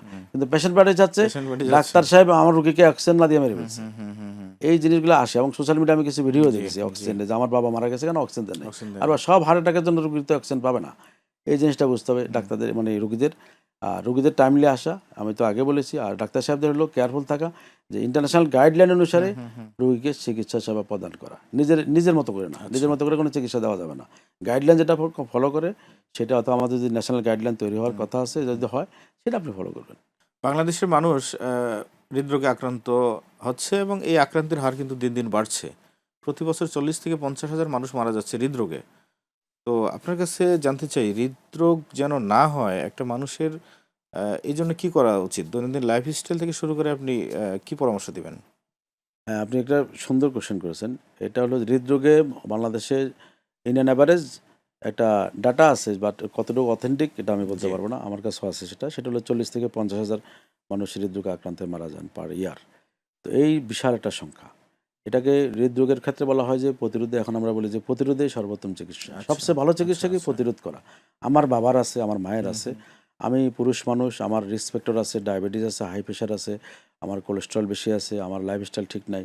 তাহলে আমি যদি এগুলোকে প্রিভেন্ট করি, রিস্ক ফ্যাক্টর যেগুলো বলা হয় যে ফিক্সড এবং মডিফাইড রিস্ক ফ্যাক্টর, যেটার মধ্যে আমি পড়ি, আমি যদি এগুলোকে প্রতিরোধ করার চেষ্টা করি, যে আমি তো কোনটা পারবো না, আমি পুরুষ মানুষ সেটা পারবো না, আমি ফ্যামিলি হিস্ট্রি আছে আমি সেটা পারবো না, আমার এজ আছে, আমার এজ বেশি হচ্ছে, আর হৃদরোগের প্রবণতা থাকবে, এটা আমি পারবো না। কিন্তু অন্যগুলো তো আমি পারবো। আমি ধূমপান করলে বন্ধ করবো, আমি স্ট্রোক থাকে, আমার কি বলে, আমার ডায়াবেটিস যদি থাকে আমি ডায়াবেটিসটা নিয়ন্ত্রণে নিয়ন্ত্রণে রাখতে রাখবো, আমার কোলেস্ট্রল থাকলে কোলেস্ট্রলটা আমি নিয়ন্ত্রণ করবো, আমার প্রেশারটা আমি নিয়ন্ত্রণ করবো, লাইফস্টাইলটা চেঞ্জ করবো, খাদ্যাভ্যাস চেঞ্জ করবো, অবেসিটি থাকলে আমি অবেসিটিটাকে নিয়ন্ত্রণ করবো, এবং আমি ফিজিক্যাল অ্যাক্টিভিটিসে যাবো, এক্সারসাইজ করবো। আমেরিকান হার্ট অ্যাসোসিয়েশন একটা অ্যাড দেয়, আমি দেখি, আমার এক বন্ধু সেটা আমাদের মেডিকেল কলেজের ফ্রেন্ড, সে এখন আমেরিকার শীর্ষস্থানীয় কার্ডিওলজিস্টের একজন। সে সাইক্লিং করে রোগীদেরকে মোটিভেট করে যে আপনি সাইকেল চালান। আচ্ছা। এবং আমাদের দেশে তো এখন ঢাকা শহরে আপনি কোথায় সাইকেল চালাবেন, বা গ্রামেগঞ্জে না, তাও প্রবণতা আছে সাইকেল প্রবণতা চালালে, আছে। হ্যাঁ। যে আপনি একটা অ্যাক্টিভিটিসের মধ্যে থাকতে হবে। আচ্ছা। হৃদরোগী হয়ে গেছেন বা হয়ে যাবেন এই চিন্তা না করে হৃদরোগ যেন না হয়, সেটার জন্য আপনি সবসময় অ্যাক্টিভ থাকবেন, অ্যাক্টিভিটিসের মধ্যে থাকবেন, দুশ্চিন্তা করা যাবে না, মানসিক চাপ বেশি নেওয়া যাবে না, আর খাওয়া দাওয়া, ঘুম, এগুলোর ব্যাপারে খুব সচেতন থাকতে হবে। আমি সবসময় বলি যে আপনার হৃদরোগ প্রতিরোধ করতে হবে ছোটোবেলা থেকে, ফ্যামিলি থেকে শুরু করতে হবে, একদম বাচ্চাকাল থেকে খেলার মাঠে যেতে হবে, খেলাধুলার মাধ্যমে থাকতে এবং হবে। আপনার তারপরে যখন একটু বড় হবে তাকে তার সব এগুলোর সম্বন্ধে জ্ঞানগুলা ফ্যামিলি মেম্বারদের হচ্ছে শেয়ার করা। এবং আমি ছেলে মেয়েকে ভালোবেসে একেবারে বেশি বেশি করে খাওয়াই দিলাম, এটা কিন্তু ঠিক না। আমাদের বাজার, আমাদের রান্নাঘর, আমাদের ডাইনিং টেবিল কার্ডিয়াক ফ্রেন্ডলি লাগবে, মানে সোজা কথা আমাদের ভালো খাবার আচ্ছা। খাদ্যাভ্যাস আচ্ছা। করতে হবে, এবং রাত জাগার প্রবণতা আমাদের সবাই একদম বন্ধ করতে একদম হবে। এটা রাত জাগার প্রবণতা বন্ধ করতে হবে। এবং আর্লি বেড আর্লি রাইজ, এটা কিন্তু এমনি আসে না, এগুলো কিন্তু অনেক রিসার্চের ব্যাপার, এবং এখানে ধর্মীয় ব্যাপারও আছে। জি। যে আপনি আর্লি শোবেন, তাহাজ্জুদের সময় উঠবেন, নামাজ পড়ে আবার মানে ফজর করে আপনি হাঁটতে যাবেন, শরীর ভালো থাকবে। এখানে হরমোনাল কিছু ব্যাপার থাকে, আমরা এই হরমোনাল যে আপনি মেলাটোনিন তো সকালবেলা সিক্রেশন হবে না, মেলাটোনিন সিক্রেশন রাতের বেলা, রাত্রেবেলা ফজরের সময় এটা বন্ধ হয়ে যায়। বন্ধ হয়ে তা যায়। আপনি যদি আর্লি ঘুমান তাহলে আপনার নর্মাল বডি মেকানিজমগুলো অ্যাক্টিভ থাকবে, আর যদি দেরিতে ঘুমান তাহলে এই মেকানিজমগুলো অ্যাক্টিভ থাকবে না, এবং দেরিতে ঘুমানোর হৃদরোগের একটা অন্যতম কারণ হিসেবে এখন কিন্তু আচ্ছা। বলা হচ্ছে। আর আমাদের যে লাইফ স্টাইল, আরেকটা হলো যে আমরা যে এক্সেস স্ট্রেস স্ট্রেস নিচ্ছে স্ট্রেস বেশি। নিয়ে তো লাভ নেই, আপনি কার জন্য চিন্তা পারিবারিক এবং পারিবারিক, সাংসারিক সব সামাজিক, চাকরি থেকে, অফিসিয়াল সব কর্মস্থলে ক্ষেত্রে, সব, জি। এই স্ট্রেস নিয়ে লাভ নেই। তো আপনি কার জন্য স্ট্রেস নেবেন? আজকের দিনটা আপনার জীবনের শেষ দিন হতে পারে, সো দ্যাট এনজয়, আপনি কি মানে ভালো একটা পরিবেশে থাকেন। বাসার মধ্যে যদি হারমোনি না থাকে, ফ্যামিলিয়াল মেম্বারদের মধ্যে যদি হারমোনি না থাকে, ওই বাসায় কিন্তু হৃদরোগ বেশি হয়, এটাও খেয়াল রাখতে হবে। আনন্দ আনন্দ আনন্দ উৎসব, কোনো পূর্তি করা আনন্দঘন পরিবেশে হার্টের জন্য নাকি ভালো, অনেক ভালো। অনেক ভালো। একটা হাসি খুশি থাকা। এটা ওই যে মাদাতের আছে একটা স্লোগান আছে যে স্মাইল হাসি নিয়ে, যে আপনি স্মাইল থাকবেন আপনি অবশ্য ভালো ভালো থাকবেন। আর খাদ্যাভ্যাস তো বললাম এটা আছে, ব্যায়াম বললাম সেটাও আছে, সব জিনিস হলো আপনি সচেতন থাকা, যে আমি প্রতিরোধ করব, প্রতিরোধের জন্য আপনার ইচ্ছাই যথেষ্ট। আপনি যদি বলেন ইচ্ছা করেন যে আমি হৃদরোগ আমার বাবার হয়েছে, মায়ের হয়েছে, আমার হতে পারে, আমার এই রিস্ক ফ্যাক্টর যেগুলো আছে এগুলো আমি প্রিভেন্ট করে ফেলবো, আমার এই রোগগুলো যদি না হয় আমি হৃদরোগটা প্রতিরোধ করতে পারবো, তাহলে আপনি পারবেন। এবং প্রতিরোধকে বলা হয় এখন সর্বোচ্চ চিকিৎসা। আপনি সরকারের সর্বোচ্চ বাজেট দিয়েও আপনি হৃদরোগ না কোনো রোগের চিকিৎসা সরকার করতে পারবে না, এবং সারা পৃথিবীর কোনো সরকারই পারবে না, এবং ইউকে ইউএসএ ওনারা পারেন না। কারণ এখন বলা হচ্ছে যে প্রতিরোধ, প্রিভেনশন করবেন, আপনি ভালো থাকবেন। আপনি হয়ে গেলেন রোগী, লাভ তো নেই। আপনি তো ঢুকে গেলেন একটা মেডিসিনের হাবের মধ্যে ঢুকে গেলেন, আপনি একটা সাইকেলে করে ঢুকে গেলেন, ওটা তো দরকার নেই। আপনি প্রতিরোধ করেন, এবং আপনি মনে রাখবেন যে আপনি 18 বছরের যুবক, আপনি ওই স্টাইলে আপনার জীবনযাপন করেন, আপনি ভালো থাকবেন এবং দীর্ঘমেয়াদে সুফল বয়ে আনবে। একসময় তো এইজিং প্রসেসটা হবেই, কিন্তু বাট সেটার একটা স্লো প্রসেস। আপনি প্রসেসটা থেমে দেন। আপনি যদি 60-70 পর্যন্ত, 60-65 পর্যন্ত একটা প্রসেসকে থেমে দিতে পারেন, তাহলে আমি আশা করি যে ইনশাল্লাহ আপনি বাকি জীবন ভালো থাকবেন। আপনি যে কথাগুলো বললেন, হৃদরোগ প্রতিরোধের যে কথাগুলো বললেন, যে অ্যাক্টিভ থাকা, ভালো ঘুমানো, টেনশন মুক্ত থাকা, ভালো খাবার খাওয়া, তেল চর্বি এড়িয়ে চলা, এই সার্বিক জীবনধারাটা তো আমার মনে হয় শুধু হৃদরোগের জন্য না, এটা তো কিডনি, লিভার এবং ভাইটাল অর্গানগুলোর জন্য তো, আমাদের সার্বিক স্বাস্থ্যের জন্য তো ভালো নাকি? এই যে জিনিসগুলো আপনি বললেন, আমাদের টোটাল স্বাস্থ্যের জন্য এটা ভালো। আপনি একটা জিনিস খেয়াল করবেন যে আমাদের কাছে, আমি যেটা আমার অবজারভেশন, আমি যখনই আমার কাছে কোনো রুগী আসে, রুগীর ভলিউম বেড়ে যায়, তখন আমি দেখি যে কারা কারা আসতেছে। মাঝে মাঝে আমার কনসালটেন্টদেরকে বলি যে দেখো তো এই রেগুলার সোশ্যাল কন্ডিশন দেখো, মধ্যবিত্ত, উচ্চ মধ্যবিত্ত। আপনাদের স্টাডি কি বলে, মানে কোন ধরনের রোগীরা মানে বেশি হৃদরোগে আক্রান্ত হওয়ার মূল কারণ কি, কি আপনাদের স্টাডি কি আছে? মূল কারণ তো আমরা বললাম যে রিস্ক ফ্যাক্টর যেগুলো আছে সেগুলো বললাম, লাইফস্টাইল বললাম, সবই ঠিক আছে। কিন্তু আমি একটা শ্রেণীর কথা উল্লেখ করবো, যারা গ্রামে কঠিন পরিশ্রম করে, কঠোর পরিশ্রম করে, কৃষিকাজ করে, ডে লেবার করে, রিক্সা পুলার, যারা শারীরিক পরিশ্রম করে, যারা গ্রামে মানে শরীরকে কায়িক পরিশ্রম করে সব বার্ন করে ফেলে। আপনি সরকারি বলেন, বেসরকারি বলেন, আপনি কোনো হৃদরোগী দেখবেন না। খুব আমি এটা খুবই, যদিও আমার কাছে কোনো ডাটা নেই, এটা আমার নিজের অ্যানালাইসিস। এই কঠিন পরিশ্রমের রোগীগুলো কিন্তু হার্ট অ্যাটাক, হাই প্রেশার নিয়ে আসে না।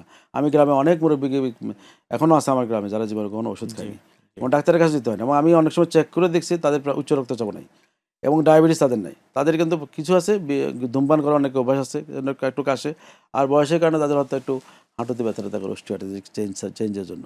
এই যে কথাগুলো বললাম কেন, আপনি ঢাকা শহরে র্যান্ডম স্যাম্পলিং করেন, একজন সাংবাদিক হিসাবে আপনি 100 জন রিক্সার পোলারের বা যারা প্যাডেল ঠেলে কাজ করে বা পরিশ্রম করে, তাদের আপনি একটু ইন্টারভিউ নেন, তাদের ফ্যামিলি এবং সে, আমি অনেকে নিয়েছি, এই জন্য আমি আমার অভিজ্ঞতাটা বললাম। তারা এই কায়িক পরিশ্রম, তারা কিন্তু পুষ্টিকর খাবার যে বেশি খায় তা না, তারা কিন্তু দিনে এনে দিনে খায়, কিন্তু তারা সঠিক খাবারটা খায় এবং পরিমাণে কম খায়। তাদের অভাবের কারণে ওরা খাওয়াটাকে সেভ করতে হতে পারে, এরকম হয়। কিন্তু তাদের কাজ হলো কি, তাদের কিন্তু হৃদরোগ। আপনি হৃদরোগ হসপিটাল, হার্ট ফাউন্ডেশন বা আমার এই প্রাইভেট সেন্টারে এসে আপনি দেখবেন, পপুলারে এসে দেখবেন যে এই ধরনের রোগীর সংখ্যা খুব কম। কাদের বেশি হচ্ছে? আমার লেভেলের, আপনার লেভেলের রোগী বেশি হচ্ছে, এবং আমাদের লাইফস্টাইল এখানে অনেকাংশে দায়ী।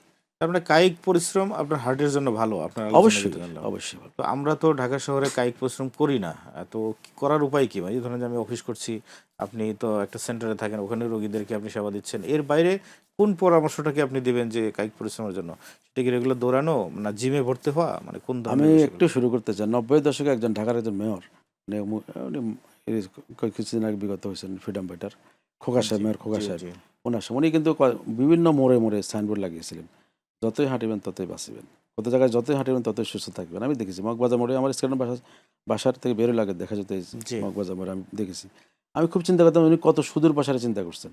এখন দেখেন ঢাকা শহরে ফুটপাত, আপনি হাঁটবেন কোথায়? আমি আপনাকে বললাম, আমাকে দেখাই দিয়ে আসলাম, আমি আপনাকে বললাম যে হাঁটবেন, আপনি যেতে হবে দূরে, গাড়ি চালে একটা পার্কে, সেখানে আধা ঘন্টা হেঁটে যেতে লাগবে আপনার 1 ঘন্টা, আসতে 1 ঘন্টা, ওখানে আপনি আধা ঘন্টা হাঁটবেন। আপনি এটা তো একটা লাইফ হতে পারে না। আপনার শর্ট ডিস্টেন্সে আপনার হাঁটার কোনো ব্যবস্থা নেই, ফুটপাতে হাঁটার ব্যবস্থা নেই। এখন সাইক্লিং, আপনি নিরাপদ সাইক্লিং ঢাকা শহরে কোথায় আছে? একটা ব্যারিকেড জায়গা ছাড়া তো আপনি পাচ্ছেন না। এই যে জিনিসগুলো, এখন আমি কিভাবে আপনাকে বলবো যে আপনি কোনটা করবেন? বেসিক্যালি আমরা অ্যাডভাইস দিলেও আপনি যদি যতই সচেতন হন, আপনি ইচ্ছা থাকা সত্ত্বেও আপনি পারছেন না। তো এটাকে এখন হলো আমরা যেটা বলি, বাসায় অনেকের মেশিন থাকে, এগুলো ট্রেডমিল করতে পারেন, ভোরে গিয়ে ফজর নামাজ পড়ে একটু পার্কে গিয়ে হাঁটতে পারেন। এই যে শরীরটাকে সুস্থ রাখার জন্য অন্তত এই কাজগুলো অন্তত করা উচিত। কারণ যে আমরা তো দিনে তো একবারে আসছি, দ্বিতীয়বার তো আসবো না। আপনার আলোচনায় আমার একটা জিনিসের কথা মনে হলো। ঢাকার এক বিখ্যাত হসপিটাল, হার্ট ফাউন্ডেশনের একজন কার্ডিয়াক সার্জন একবার আমাকে বলতেছিল যে আমি তো এখানে সকাল 9টায় আসি, রাত 11টায় বাড়ি যাই, আমার হার্ট কীভাবে সুস্থ থাকবে? তাই বললাম, স্যার তাহলে কী করণীয়? বলছে 2টা কাজ করা দরকার। তো এই যে ফাস্টফুডের যে দোকানগুলো, রাস্তাঘাটের যে ভাজা পোড়া দোকান, এটা বন্ধ করতে হবে, আর রিক্সা বন্ধ করে দিতে হবে। এটা বলছে আমাকে আরও 15 বছর আগে। তো আমি তখন চিন্তা করলাম কেন স্যার রিক্সা কি দোষ করলো, বলছে মানুষকে হাঁটার অভ্যাস করতে হবে। তো আপনার আলোচনার সঙ্গে এটা কিছুটা মিল পেলাম যে এটা আমার একেবারে মনের কথাটা আপনি বলছেন। উনি যে আপনাকে বলছে, ওনাকে আমি মানে আমার এখান থেকে বসে আমি ধন্যবাদ জানাচ্ছি। এখন রিক্সা তো আমাদের দেশে একটা মানবিক ইস্যু হয়ে দাঁড়াইছে। জি আপনি ঢাকা শহরে ফুটপাত দেওয়া হয়েছেন, আমি আপনি ট্যাক্স দিই। আমার তো রাষ্ট্র আমাকে হাঁটার জায়গা দিতে হবে। জি আমি হাঁটবো কেন? আমার সুস্থ শরীরের জন্য। সুস্থতার জন্য। তা হাঁটার জায়গা নেই। ওই ডাক্তার সাহেব, সিনিয়র ডাক্তার, আমি বুঝতে পেরেছি। উনি আপনাকে সঠিক কথা বলেছেন, হাঁটতে হবে, হাঁটার জায়গা রাখতে হবে। এখন ঢাকা শহরে যে রিক্সা উঠাইতে বলছে, রিক্সা তো উঠাইতে হবে। আপনি কতদিন রিক্সা রাখবেন? কিন্তু জি সেই রিক্সাটা একটা পলিসির ব্যাপার। কিন্তু এটাকে আমার রিক্সাও চলুক, আমার ফুটপাতের দোকানদারও চলুক, আমাকে একটু হাঁটার জি ব্যবস্থা করে জি দেন, যেন আমরা হাঁটতে পারি। জি। আমি অমানবিক হতে চাই না, মানবিক হতে চাই। কিন্তু হাঁটার ব্যবস্থা করতে হবে রাষ্ট্রকে। প্রিয় দর্শক, শেষ করছি আজকের অনুষ্ঠান। আবারও আমরা হাজির হব অন্য কোনো টপিক নিয়ে, অন্য কোনো অতিথির সঙ্গে। সে পর্যন্ত আপনারা ভালো থাকুন, সুস্থ থাকুন, নিউজ 24 এর সাথেই থাকুন।